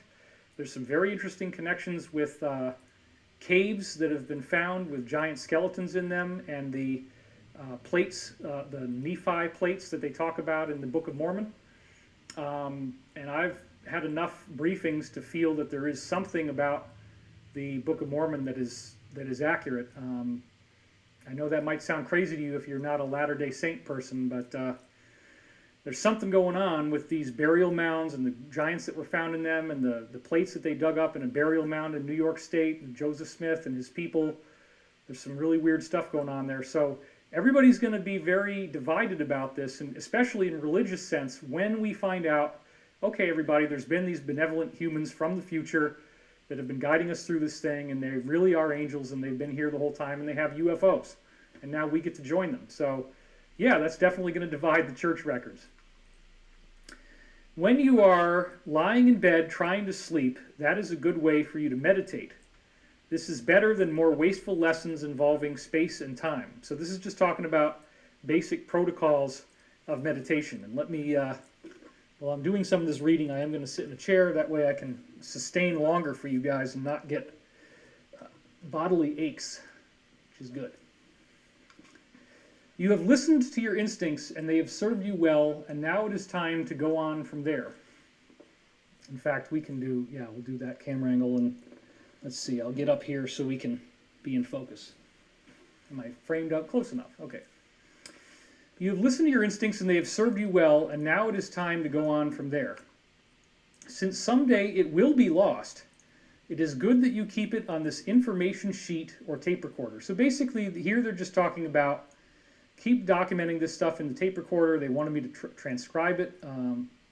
So anyway, and this is ironic because I was so ignorant as I was doing this. I didn't know that I was already talking to, if you will, benevolent angelic extraterrestrials. I said, will I be able to tune into extraterrestrials soon? And then the extraterrestrial angelic human says, I'll figure something out. Give me some time. They're being nice. They're not really insulting me. A special object is being geared up for you, so you must run the obstacles through. And that appears to be this whole career that I now have, and I had no idea what this was going to turn into back then. Then I start hearing music from the play Cabaret about pineapples. And remember, this is another potential COVID thing because Cabaret is about Nazi Germany, occupied countries, and the idea that you could not get a pineapple. It was so expensive and it was almost impossible to get one. But look at what's happening right now. Food is scarce. So that's another, they talk about the obstacles we're going to run through. And then there's this reference to food scarcity. So there's another possible reference. And again, there's so many of these. Once you add it all up, it's overwhelming. The probability, the odds are billions to one or trillions to one that all of these pandemic references could be mistaken. Okay, I just want to make that clear. They knew all along this was going to happen. Time to go. I think you will be surprised at the breadth of the material. That is definitely true in hindsight. A friend of David's calls right after he finished transcribing the whole thing, so that was interesting because it was immediate after I got done transcribing. Peace be with you in the light of everlasting love, my friend. They would say this over and over again. Now we're going to the very next day, December the 3rd. All is as it should be, meaning my connection is clear, they're happy with the results. Regular topics will be announced here soon. The content is for you to decide. But right now, they're giving me things they really want to make sure get out. As for you, slowing down the matrix, which means slowing down all the chatter in my mind so I could have them communicate more clearly, we've been that way before. It's such a mess when you're dividing, a loose stain on the side of the road. Go inside and look around, look at yourself, and see what you might find. Okay, so when they talk about the stain on the side of the road, it's such a mess when you're dividing. They're talking about dividing up as if there's different people. And the big problem that I had at the time that I talk about in the book was that I was speeding, and they kept warning me about this in the readings, that I had to slow down. There's a lot of readings that I didn't talk about that have this in there. You'll see that when you get the book. And the stain on the side of the road is actually talking about a blood stain in case I died in a car crash. So go inside and look around, look at yourself and see what you might find. So they ended up giving me a car crash, which they had predicted was going to happen in these readings, and we'll get into that a little later. And they did this to let me know that karma is real, and you have to respect it. And that whole thing is a big part of the book at the end. So it's such a mess when you're dividing. A loose stain on the side of the road, that's a blood stain. They want me to slow down, right? They say in the previous sentence, slow down. So they don't want me to drive too fast. And go inside, look at yourself, see what you might find. Now this is really strange. Those who have employed the sexagesimal system that was used for counting, you have studied with them. Now, the sexagesimal system was referred to by Zecharia Sitchin as the system that was used by the Mayans to count, because it's based on 20, and it's also based on other aspects like the number 6. So if you read Zecharia Sitchin's books, he clearly talks about sexagesimal counting systems in the Mayans, and now they're saying here that I have studied with them. Well, this obviously implies past lives. I didn't know if I'd had past lives or not at the time this came through, but it's interesting. It's hard to get to your bar, so I'm not going to force it just yet. So this is basically talking about the idea that I was driving like a drunk. It's predicting the car crash. Saturn will be opening itself up to you shortly. So Saturn is the planet of trial, tribulation, hardship, anger, stress. So it's basically telling me that some stressful thing is about to happen. And it's hard to get to your bar. I'm not going to force it just yet, but they were going to force it with the car crash. And then they would give me this car crash. They predict it in advance and let me know what was going to happen so that I would learn to respect my karma and that they are the authors of karma. They're the lords of karma, if you will.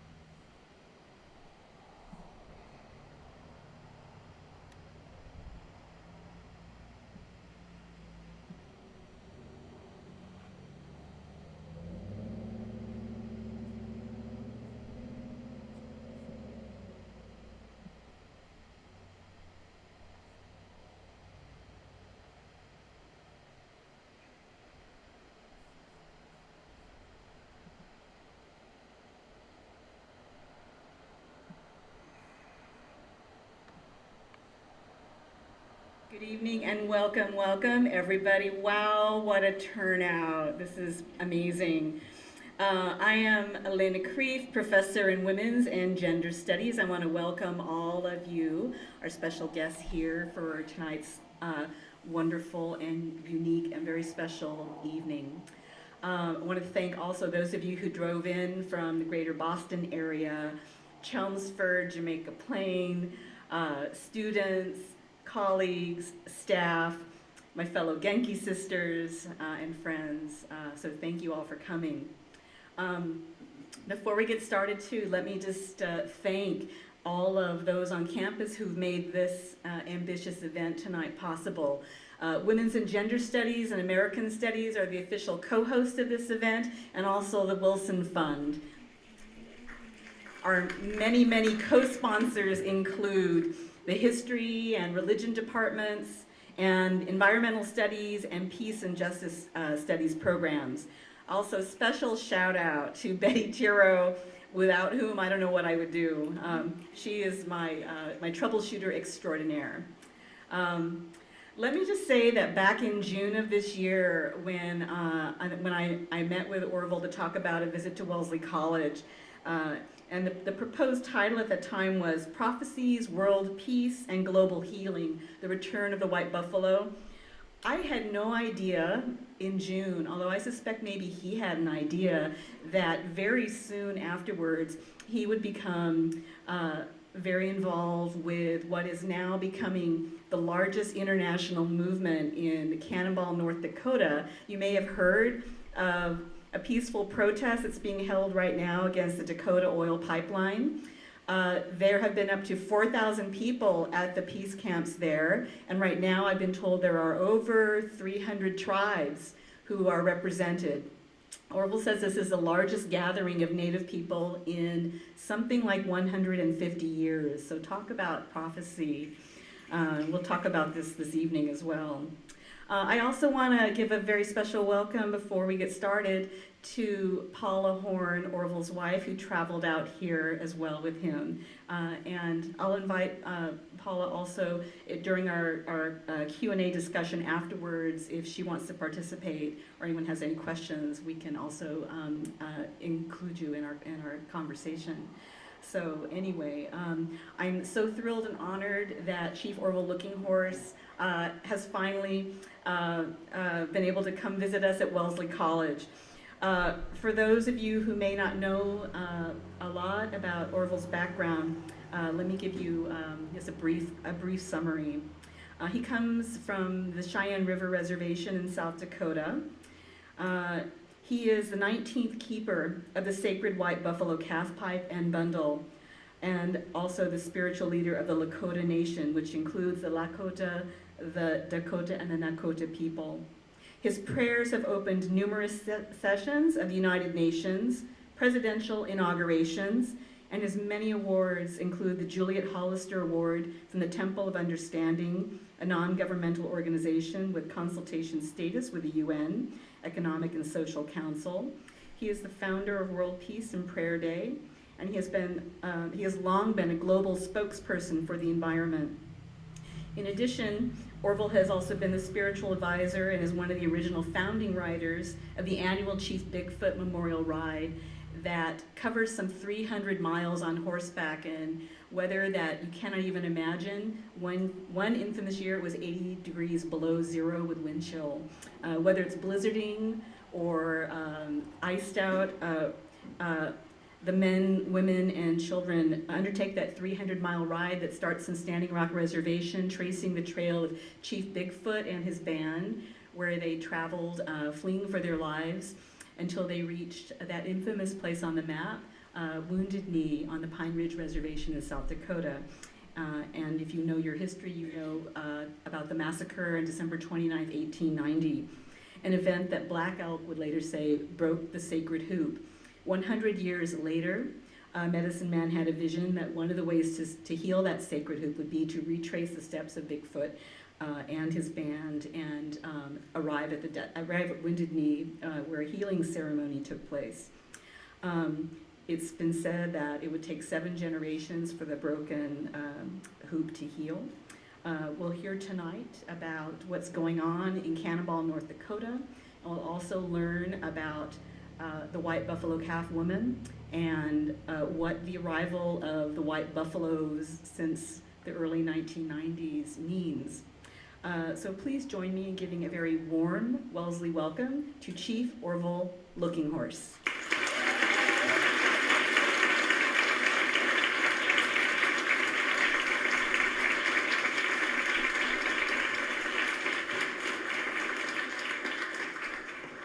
Matakepi, apetukle, chante washte, napet chuzapi. Blessings and greetings, my relatives. Wale ake ohina jipin ka heche maka akan heche lena wataku he wongla kampi. Nache tuai etat fukata kia zanya kimonipi. It's a great honor to be here, my relatives. I am very honored that each and every one of you are here. I speak my language first because this is who I am, who we are. No matter where we go in the whole world, we always introduce ourselves with our language.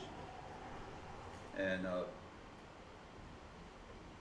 because that I'll tell you some of our traditional ways is that we work with the spirit, we do ceremonies. We have to acknowledge the spirit first before us. We're human beings. We're people of the earth. It's a way of life. So I come from right now a place called Cheyenne River Reservation in South Dakota. And if you go about 65 to 70 miles an hour for it takes like 1 hour, 2 hours to go across the reservation. And they say that the Great Sioux Nation is second largest. But if you include our people in Canada, we're the excuse me, we're the largest. Because by a peace treaty with the excuse me. We have the peace treaty of the U.S. government, and back in 1851 and 1868. So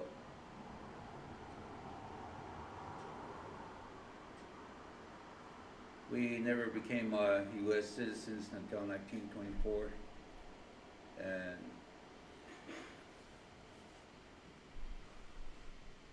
when I was born,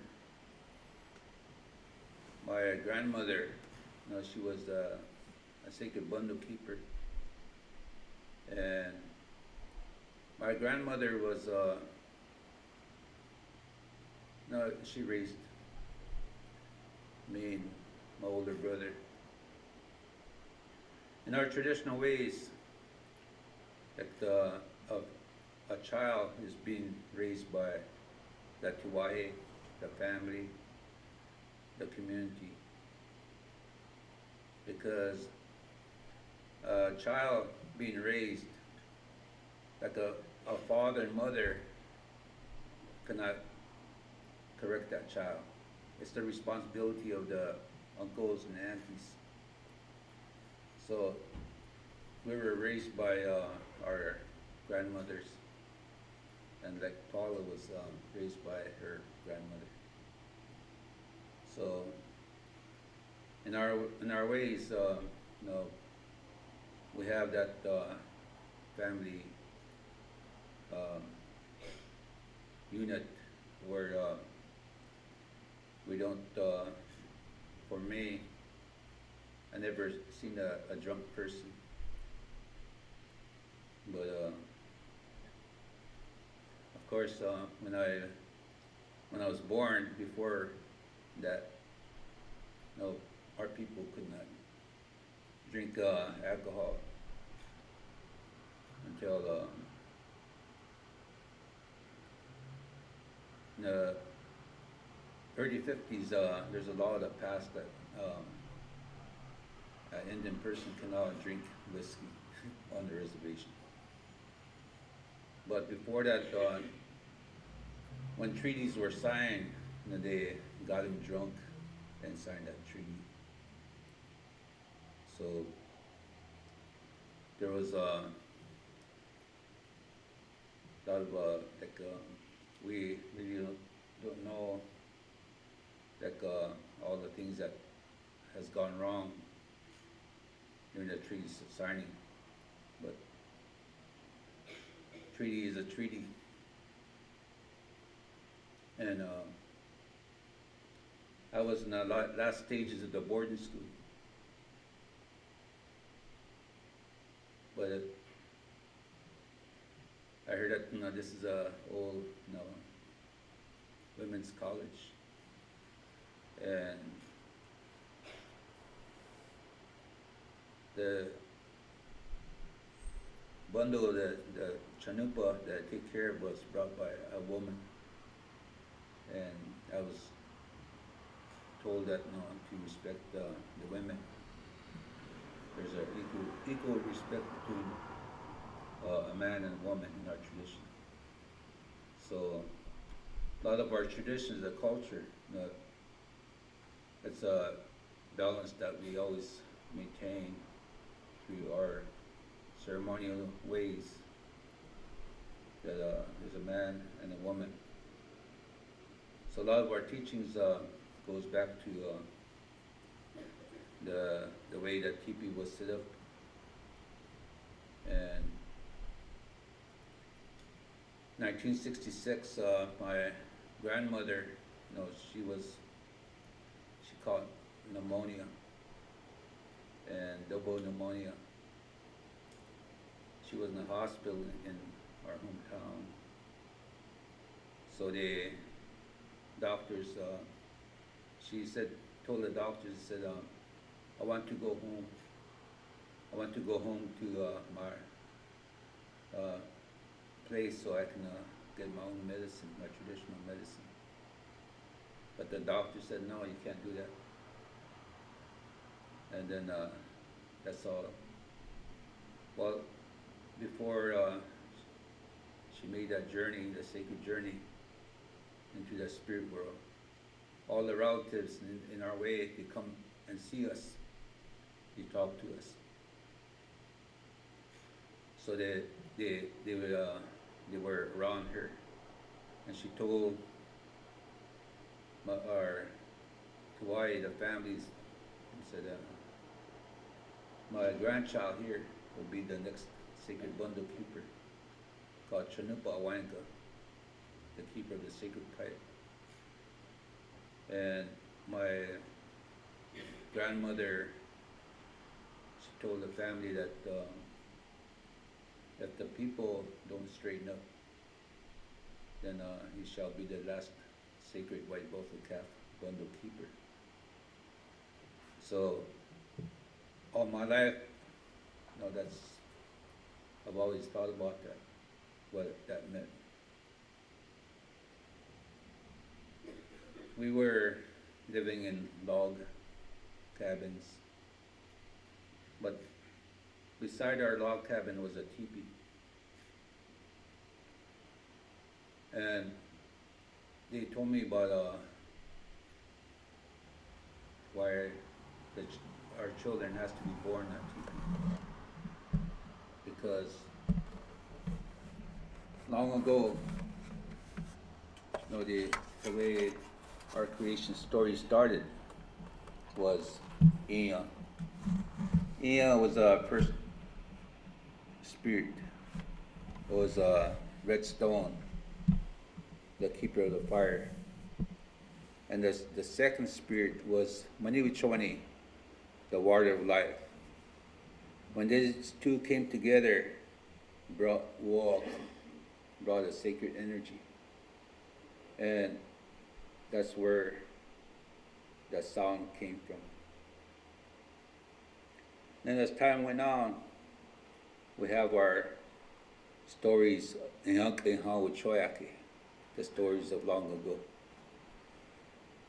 So it was told among the people that it has to be told in a spiritual way. Because it's all about spirit. We have to ask spirit that we have to, we're going to share this. So up to this day, when we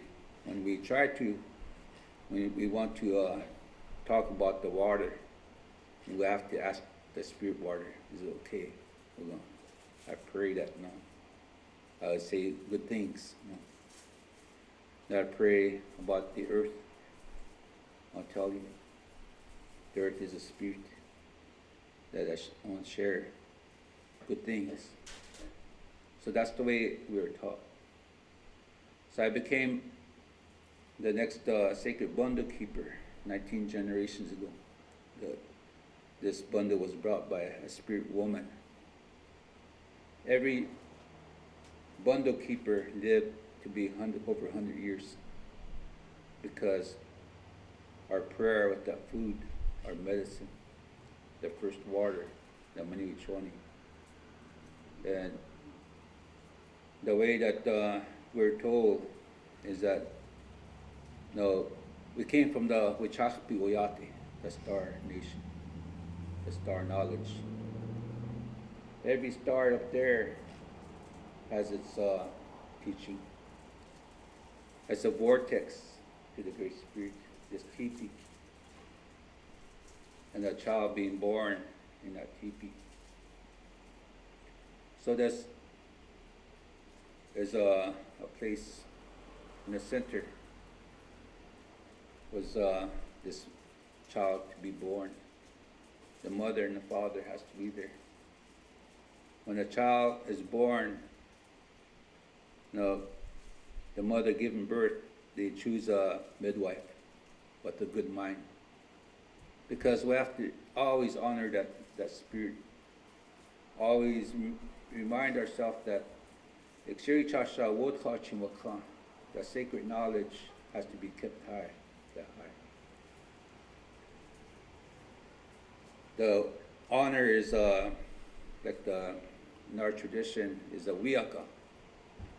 It's a feather. So when we go speak, we have to earn that right to speak. We have to earn that right to wear this headdress. But the last over 100 years ago, this headdress is called a war bonnet. And it's not a war bonnet. It's a spiritual headdress. That now you have that right to speak about that spirit. In our way, when somebody goes out to speak among the council, if they don't have that headdress, then they give them a feather. So they can't lie. Because when you speak, you're speaking to Wakantanka, the Great Spirit, and you're sharing your feelings. But it has to be, when you stand up, you're honoring that sacred knowledge. So every morning, when you get up in the morning, you get up with a good mind. Watch that. Because you're honoring that red day, that Ampetu Luta. The sun is a life giver, give us life. Without that sun, there'll be no life. Uchimaka is a spirit mother, grandmother. She's a provider. So in the recent years, and we made that statement with the World Peace and Prayer Day, that Mother Earth is the source of life, not a resource. Because we know that we are in that time in this world when the old tradition that needs to be respected. Because Mother Earth is sick and has a fever. So we were one of the first people that came to United Nations, 1990, to deliver a message, because we're moving on into a time when all these white animals were to be born. After the creation stories, there's a time when our people was supposed to follow these traditional spiritual ways, and yet because we're human beings, we abused life. So what happened? The great teaching came about, and there was no food, nothing was good. There was a lot of anger, there's a lot of abuse, and at that time, the people were brought down to their knees, and they sent scouts out every day to look for food. Then one day there was 2 scouts sitting on the top of the hill, and not too far was like a cloud, and from there a woman was coming. And this woman who was coming, she came to these 2 scouts, said, "I know what you are thinking. One of you have a good mind, and one of you don't have a good mind." And said, "You know who you are, you come to me." So the one said, he was talking and said, she's a beautiful woman. I must take her for my wife, my woman. And the other scout said, "Yeah, don't do that. No, she must be a spirit woman. Look at her. She's beautiful, black, buckskin dress, and carrying this bundle. What is that bundle?" But the other scout said, he walked to her. The cloud came around. When the clouds lifted, he was a skeleton. She told the other scout, "Go back and tell them what you've seen." The next day she came. She was singing these songs. And up to this day, we hold these songs in our ceremonies.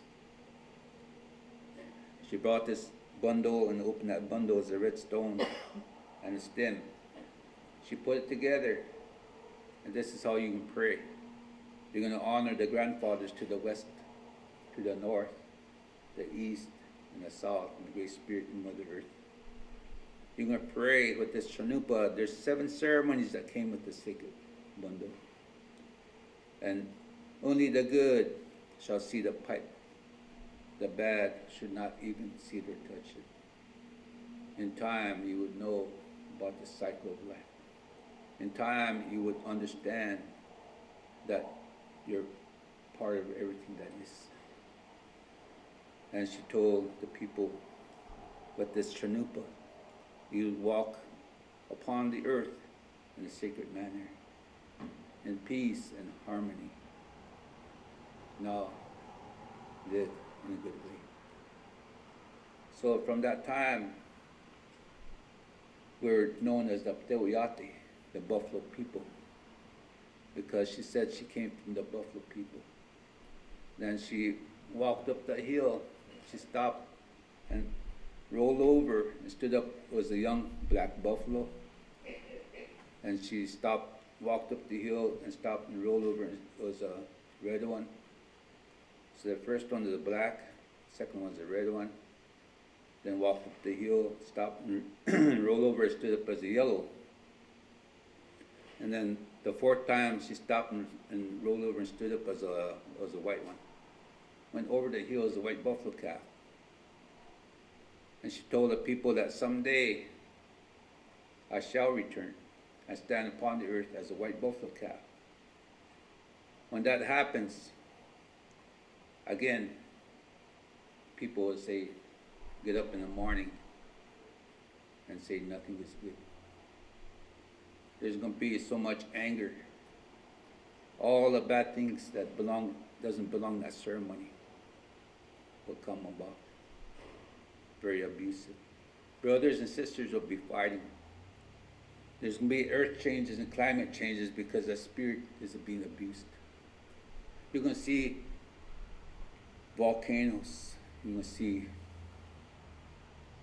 earthquakes. Because the spirit, Mother Earth is sick and has a fever. So the story was handed down for 19 generations. Every bundle keeper, every sacred bundle keeper lived over 100 years. Tell my grandmother, 1966. And then she told me that, no, from this day, no, you'll always walk, but honoring the spirit, honoring that what we hold sacred in our life to share. So the elders, when my grandmother passed on, they did a ceremony, become the 8th ceremony. They said, you're going to walk with this sacred bundle. You can never have a regular job. You're not going to carry a gun. So I never went to join military. And she said, you always have to walk and pray for people that are sick. Even people that try to do you harm, you pray for them. So for me, that's the way that I was told at the age of 12 years old. And in our language, there's no foul language. And so for me, they told me I could never use foul language, which I never did. I've always tried to walk in a good way. Every day I get up, try to get up with a good mind, because we are living in spirit. I was early in the 80s when they talked about Wounded Knee and what happened to Chief Bigfoot. Chief Bigfoot was my great-great-grandfather, and he lived on the Cheyenne River Reservation, heading towards Wounded Knee, Pine Ridge, and he got massacred. It was all women and children in that cold December day. 100 years' time, they said that there's going to be a time of healing. But Akel spoke about this time, that back in 1890, the tree of life died. And once again, people would come together.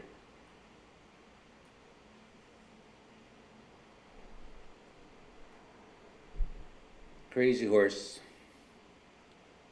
is a pretty well-known leader among our people.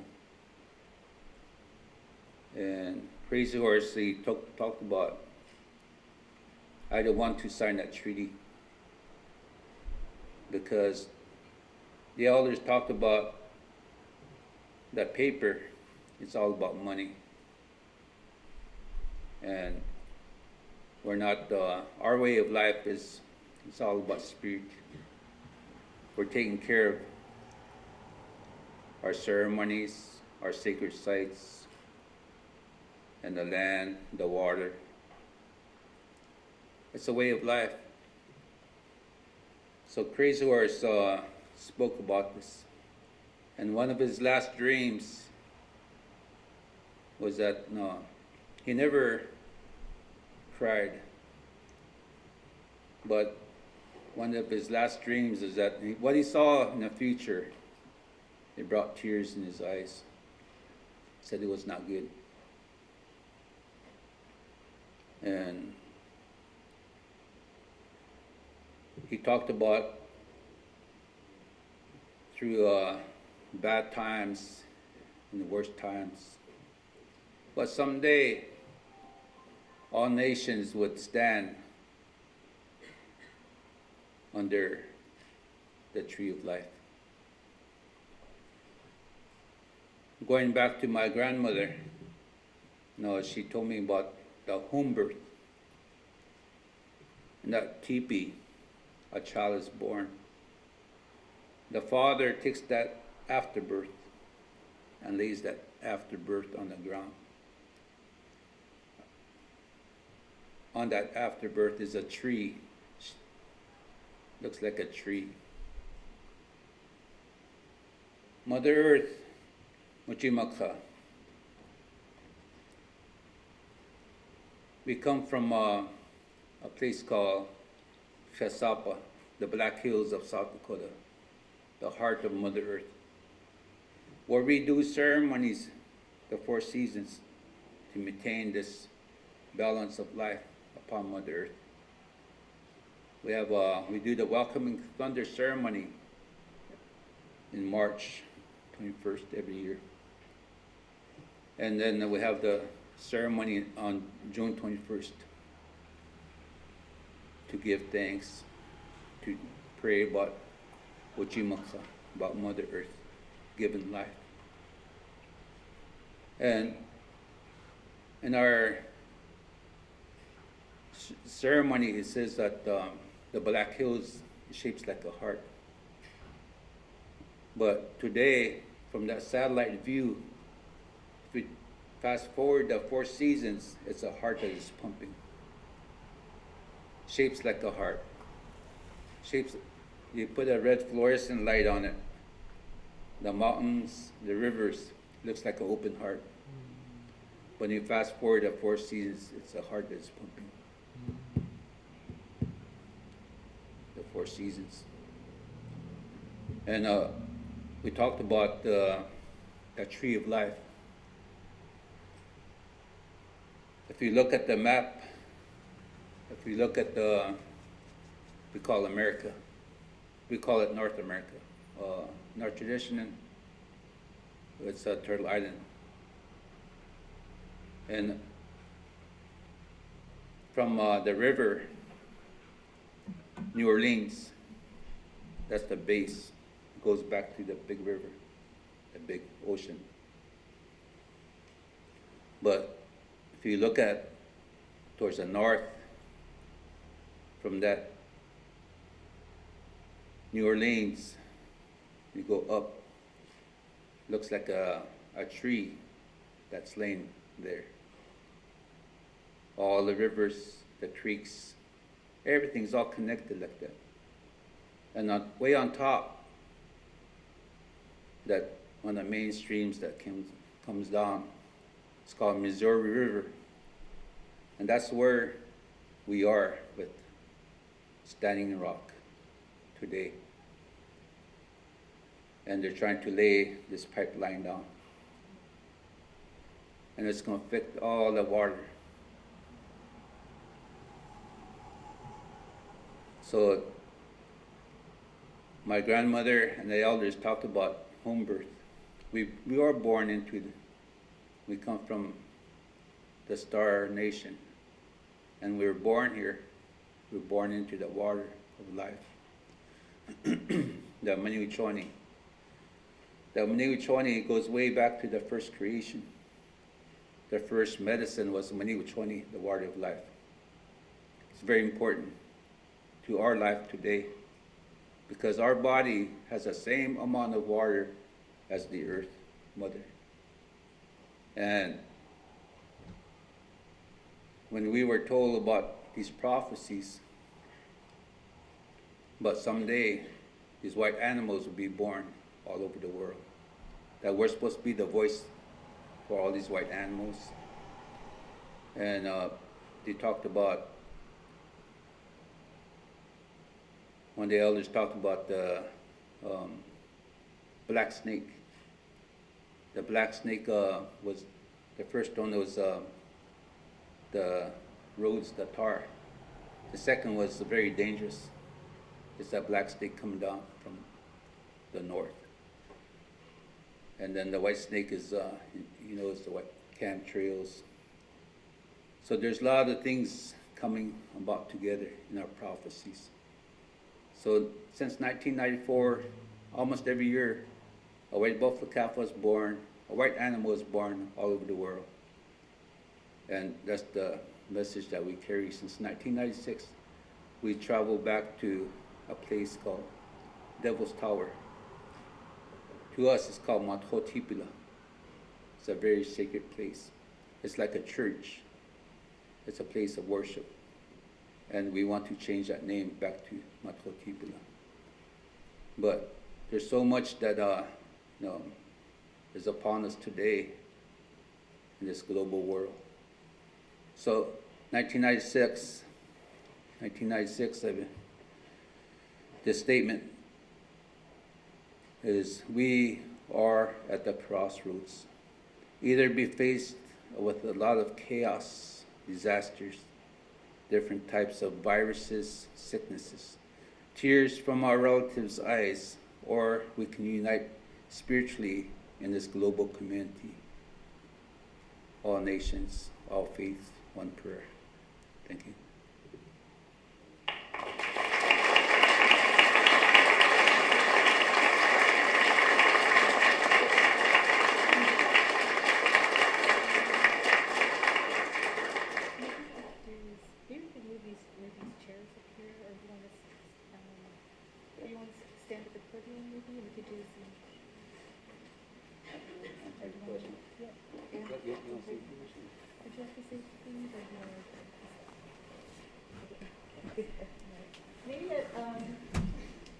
At this time, why don't we open it up for some questions and comments, and I'm going to ask Orville maybe to come up here. We do have a microphone over here, so if your voice can't carry it, let us know and we'll pass a microphone back.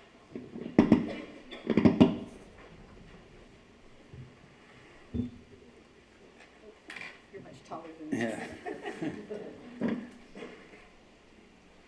Eat a lot of buffalo, so I'm tall. I want to have Paula come up here, then, because she is a coordinator of World Peace and Prayer Day. Since 20 years, we've been doing this all over the world and been to different countries. So she does all the work. Now, I never got on computer. I don't know nothing but computer because I stay in ceremony, and this is my work with our ceremonies back home, and I am a fluent speaker. I do all the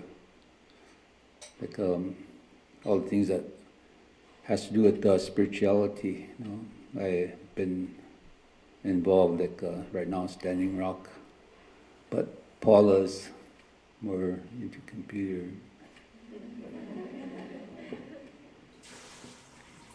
He likes Facebook though.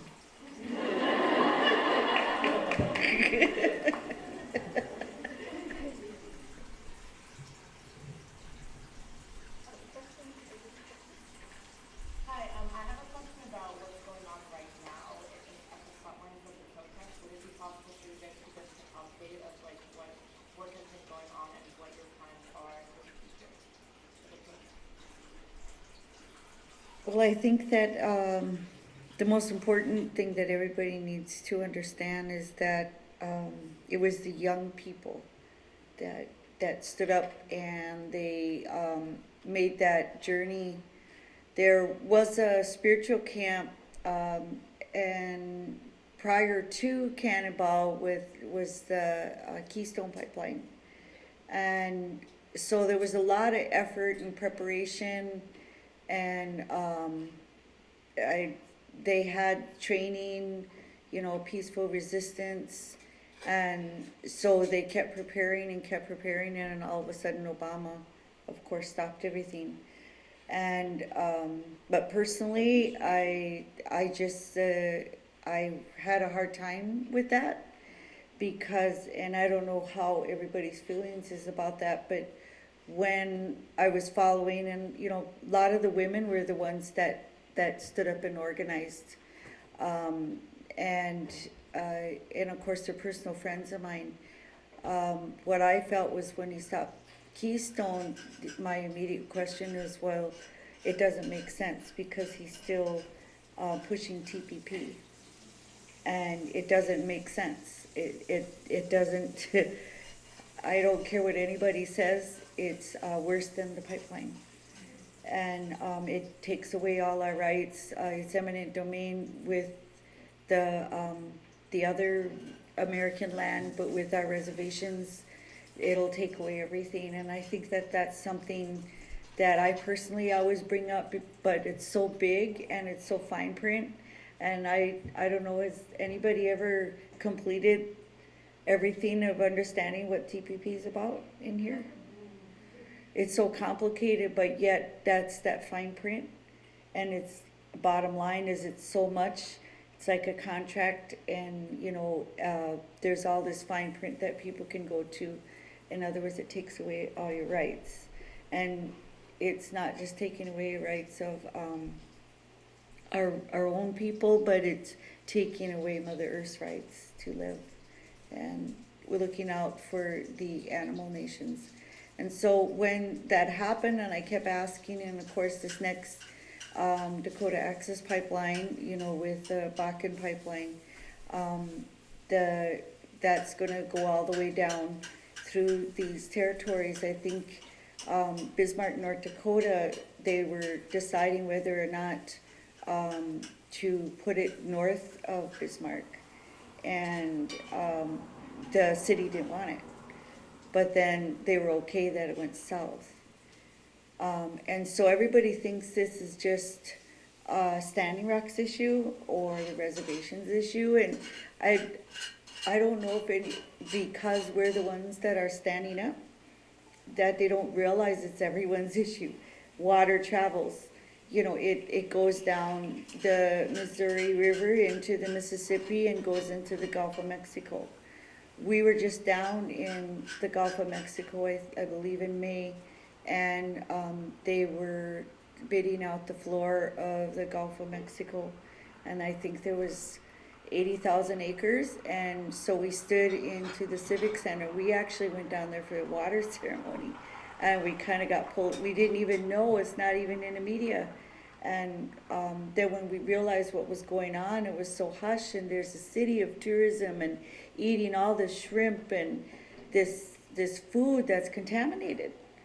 And it was this reality of it. And then they said, can you come to the Civic Center? They asked Orville to come and pray. And then it was kind of like hit with a ton of bricks. It's like there's a bidding of the ocean floor, and already, with the leak, all it is a chemical release that's covering up the black. And so that from years ago, and nobody knows about that. It's still being contaminated, but it's just not oil. It's now a chemical to cover up the black, and from the oil. And so now they're putting in all these other oil fields down there, and I couldn't believe the people that were there. They were just they were very reserved.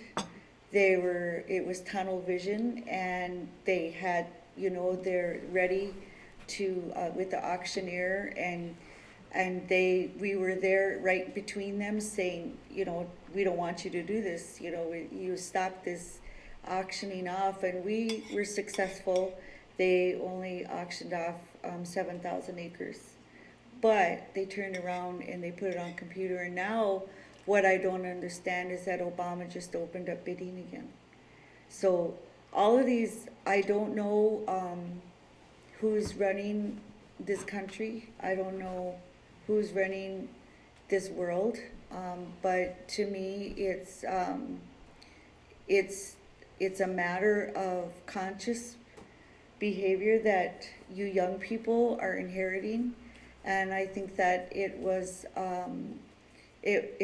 awesome to know that these young people ran to DC, and I think that at first when they had the ceremony, which Orville was involved with at Cannonball,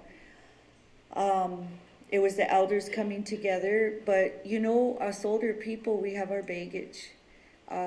We've got all these things, our historical traumas, our issues, and we're still dealing with what has happened to our parents and our grandparents.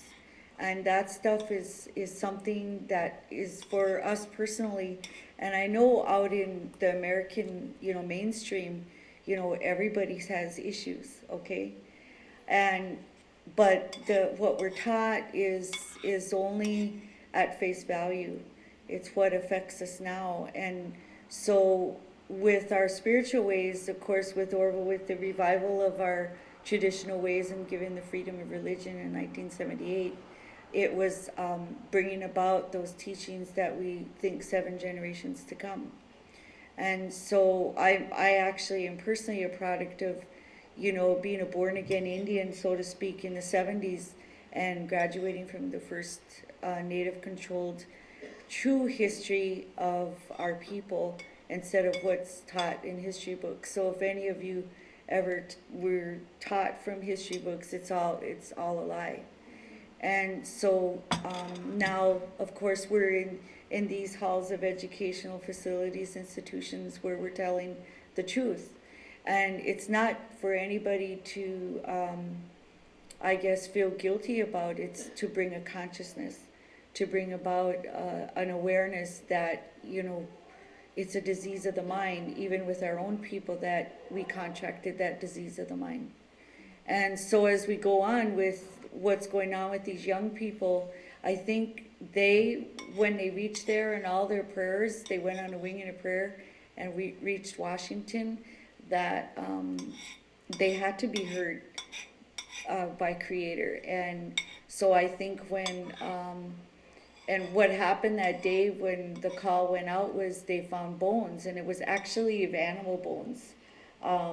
The burial mounds, they just doze over is real. They're real burial mounds. But what happened was the Dakota Access came upon these bones, and they called the THPO officer, Tribal Historic Preservation Officer, and of course he validated that it was, you know, animal bones. But when that happened, they got so scared and ran away.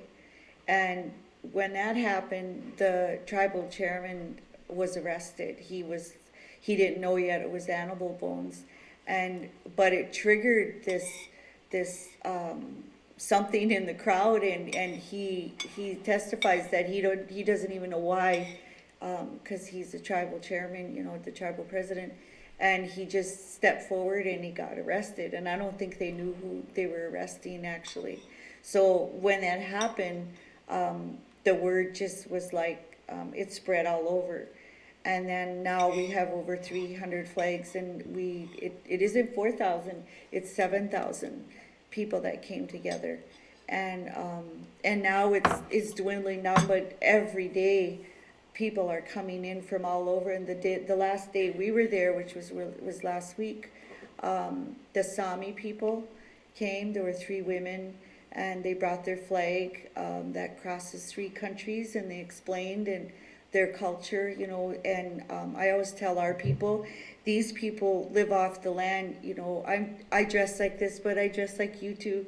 But these guys, they dress like that every day. And I say, hey, there's some white people out there that are even more traditional than us. They dress it every day, and they live off the land, and we've met them, and so I think that it's for us and our work that Orville explains. For 21 years we've been doing World Peace and Prayer Day, and our work is to actually heal our umbilical cords, because there's a lot of trauma within our recent years, but it also goes back further than that to the stories that Orville shared. And each and every one of you, you go back to nations that lived off the land, that appreciated the earth and lived in harmony with the earth. And certainly we all can't go back there, but you know what? There is so much jobs that can be created through sustainable development. But because everybody is going after the oil, they're hypnotized by it. And in our old ways, it's through the in our ways, it's the oil, and this oil to me has an energy that's deep and dark, and for me it comes from a very bad place, and it has nothing to do with good and evil. It's being hypnotized by the money that it creates. And what Orville just mentioned to me is the man camps that come out of these places. They're never given jobs to local people. It's given to people that they bring in women. I know the one that's up by Fort Berthold, I believe it is. They found a child that was walking not far from a man camp that was sodomized, that was only 2 years old. And when a big windstorm came, they found a 14-year-old boy, that was missing, and he was getting passed around in these man camps. So these people are, that they hire and bring in our reservations, there's a lot of abuse, and there's a lot of missing and murdered women that nobody talks about. But as far as where we're at right now, the chairman, Archambault, it's now just a stay again. There's no real decision, and it worries me because yesterday or the other day, one of Orville's relatives, we were talking to him, and there's a 20-mile buffer, but they're still digging, they're still preparing, and I just wish people would pay attention to Iowa. People, I don't know, does anybody know about Iowa in here? And they're mostly non-native people that are standing up against the Dakota Access. And so some of our people are trying to go help them, and I think there's an 85-year-old woman that just got arrested. She's, a couple weeks ago, a couple times. She keeps getting arrested. She likes to get arrested, I guess. But it hits the news. It does its work. So, I was wishing that, more of the people, they would get more attention and people would go help them down there, because it's the same pipeline. It's just that our people, when they seen those kids and when they seen the chairman, they came. And so then we've got 300 flags. That's there down the main place there. I don't even know how many anymore. It's a lot of different organizations. When you were joining the body, we have a ceremony for like our body, the blood, and then everything you put into your body, you have to pray with. But the blood, there's a ceremony to take care of that blood. There's a medicine, but sometimes we do a ceremony to, take a little bit of blood out so your heart will pump good blood. But the thing is, we know that poison gets in your blood, then that's it, your body dies. And Mother Earth, that's what it's fracking all across Turtle Island, and it's probably fracking around here. And it's a matter of time that it's going into that water, and that's why we say that Mother Earth is sick and has a fever, and she's dying. It's a matter of time. It's gonna affect us.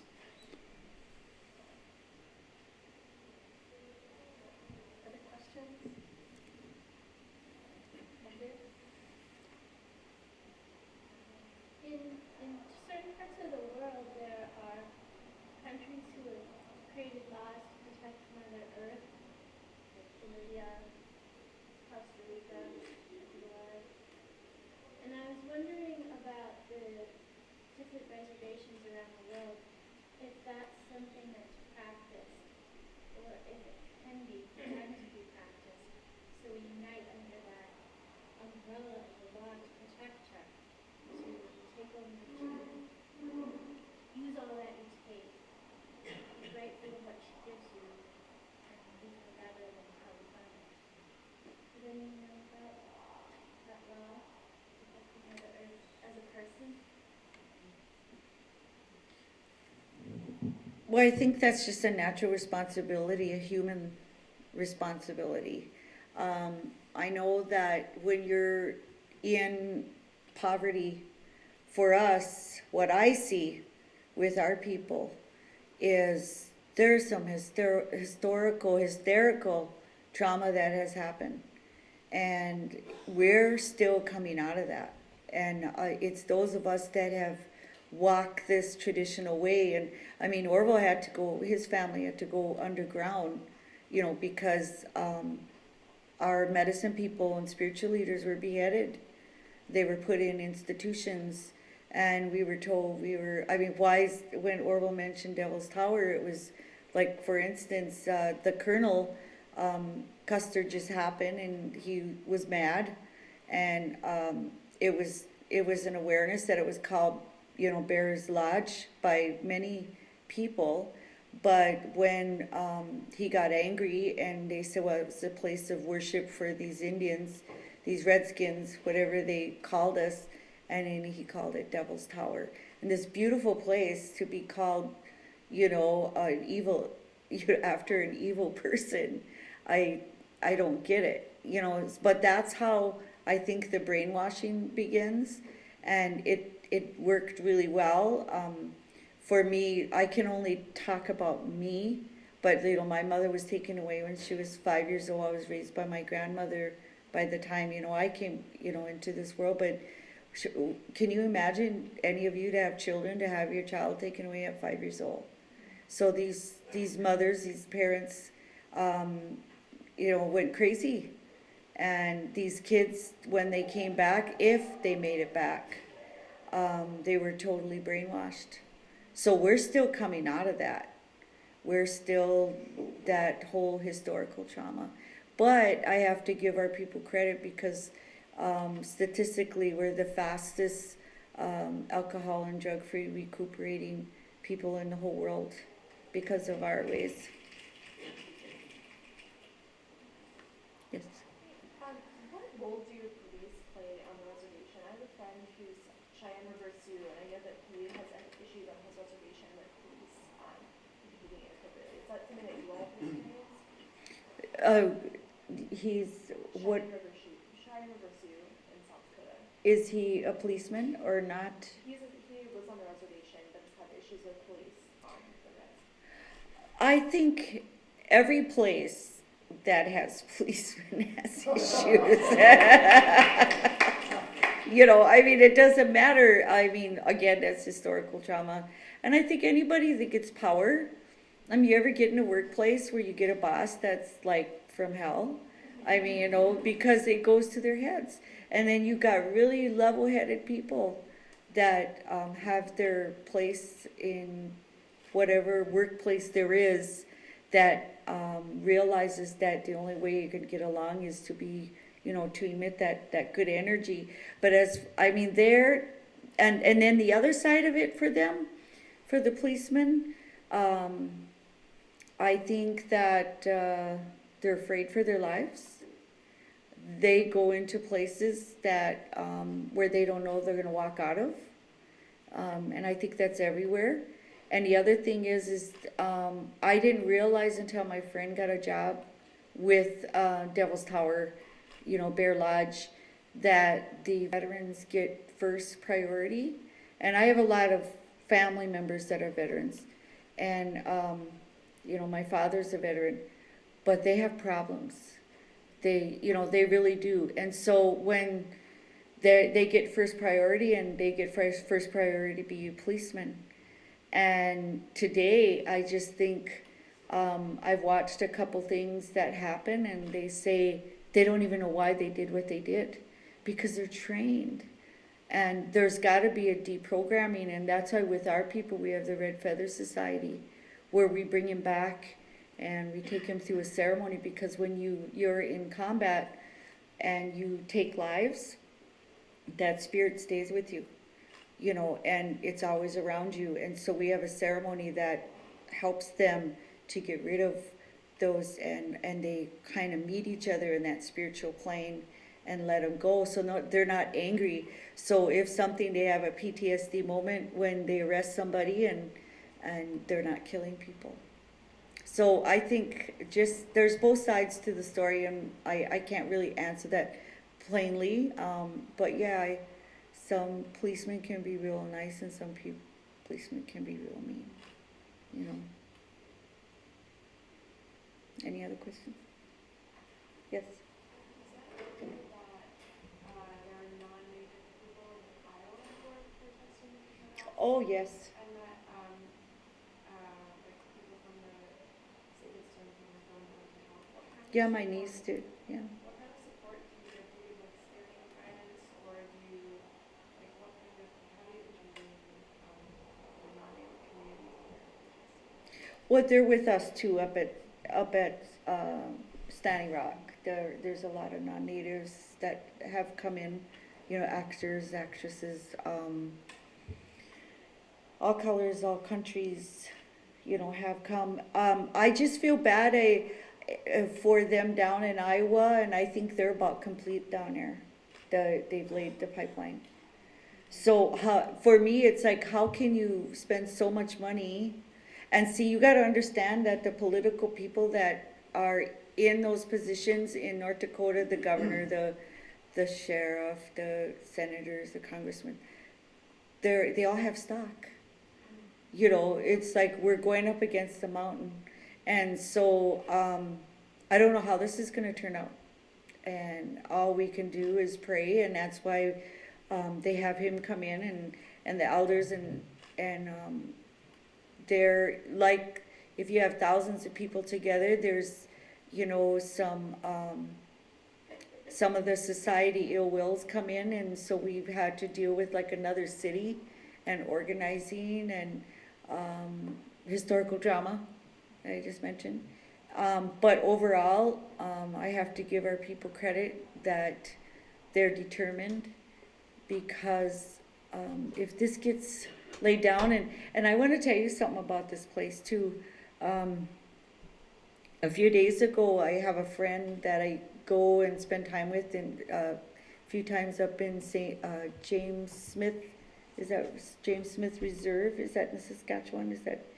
And she's an elder, and she's somebody that grew up in the bush. She never went to boarding school. She's raised 11 kids, and they're all dancers, and going to school. And I told her, because every time I went to visit her, she made me rabbit stew. And I was saying, oh, I haven't heard from you. We teased each other. I don't know if you have friends like that.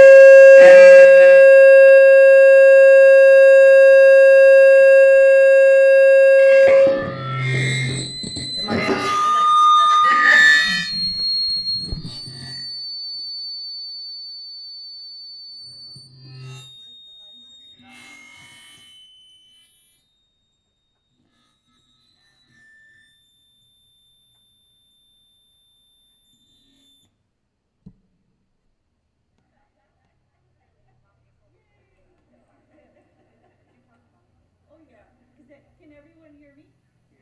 Okay, good.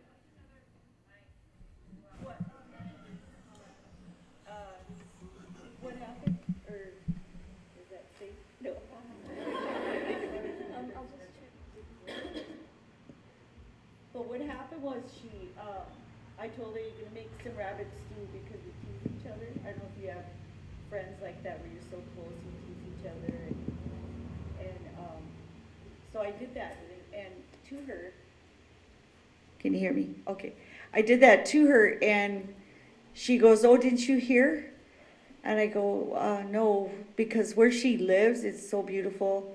There's trees, you get a ways way out in the country, and then there's this house, and then it overlooks this river that's way down there, and it's just like this cliff, and the kids, go down there and they fish, and while I was there, I eat all this, delicious food she cooks, and so I said, I was asking her if they're gonna go hunting, and all her kids do that, and she goes, "Oh no, up by North Battleford, the Husky Oil had a leak."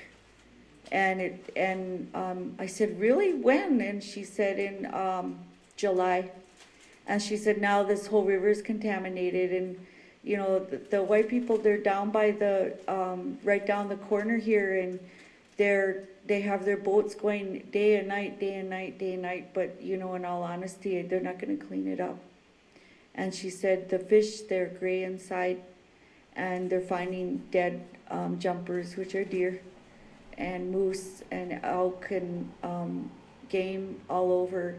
And she says, and so I can't make you rabbit stew anymore. And that just like broke my heart, because she grew up in the bush, and she lived in harmony with the earth. She doesn't live close to a city. She didn't hurt anybody, but then it brought me to a place of, the tar sands. And does anybody know about the tar sands in here? And so the tar sands is a place where the Lubicon Territory and the Fort McDermott, over half their people are dead from the chemicals that they use to separate the oil from the sand. And so it's called bitumen oil. And so have you heard of this spill in Kalamazoo River? Anybody? Okay, that's bitumen oil. And those people, you don't hear that. Well, how come we don't hear that? All these people had to move, and all that life in the water and in the land down there is completely dead. It's dead zone. And so, and it just brought me to that place. And then we've got Fukushima going on, and the Gulf, and the fracking, and you young people, you need to stand up. So pay attention. Maybe for one more question. Yes. Yes, you. So I know a lot of it's actually quite difficult to hear about environmental issues, especially around native populations, in a lot of mainstream news. So what are the best resources that we can as media practitioners so that we can learn about Media sources. I think now I've seen some really good things come out of now. You could probably Google that. If you blog Standing Rock Camp or Sacred Stone Camp, right now there are 4 camps. The one that's by the river, the first one, that's Sacred Stone, they're getting ready for winter. There's a lot of non-natives there, and they're with different peace groups or environmental groups, environmentalists. And then there's Ocheti Shakoi camp, that's the 7 Council Fires.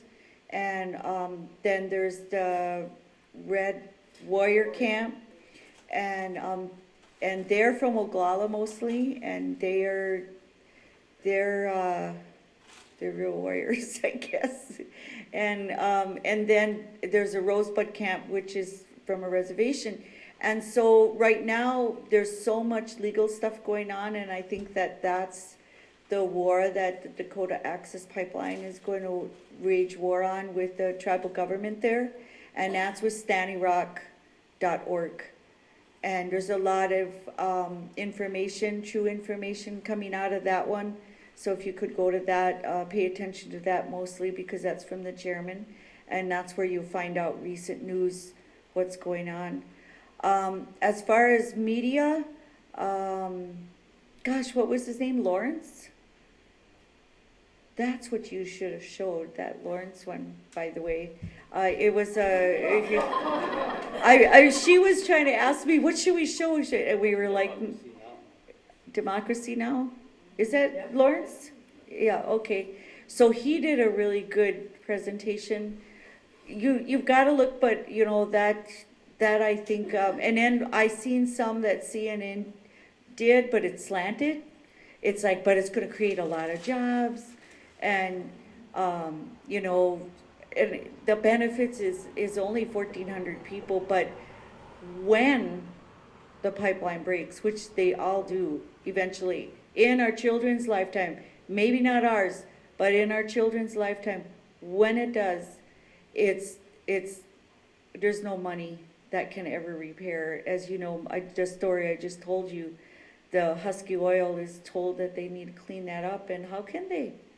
You know, how can they clean that up when there's nowhere to go? And it's not just reservations, it's, like I said, Kalamazoo, and we were just talking to Karina Gore last night. She came to our speaking, and she's working, it's all the same thing. Enridge, now they're changing their name, and it's out this way too. You know, in this area, you guys gotta stand up. You gotta pay attention.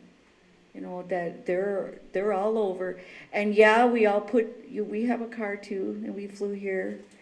But there are ways, sustainable development, that all this money can be brought into our communities and create new jobs and create new ways of transportation. They exist, but they make it so expensive, and you know, so that we're dependent on oil, and that's not fair.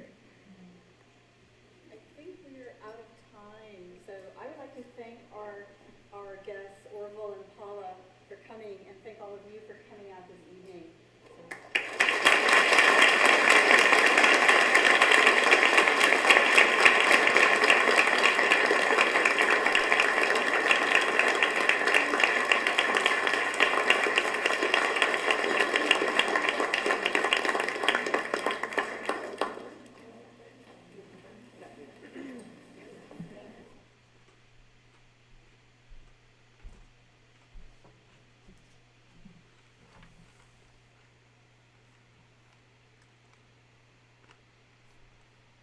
Your support helps us bring you programs you love. Go to wyomingpbs.org, click on Support, and become a sustaining member or an annual member. It's easy and secure. Thank you.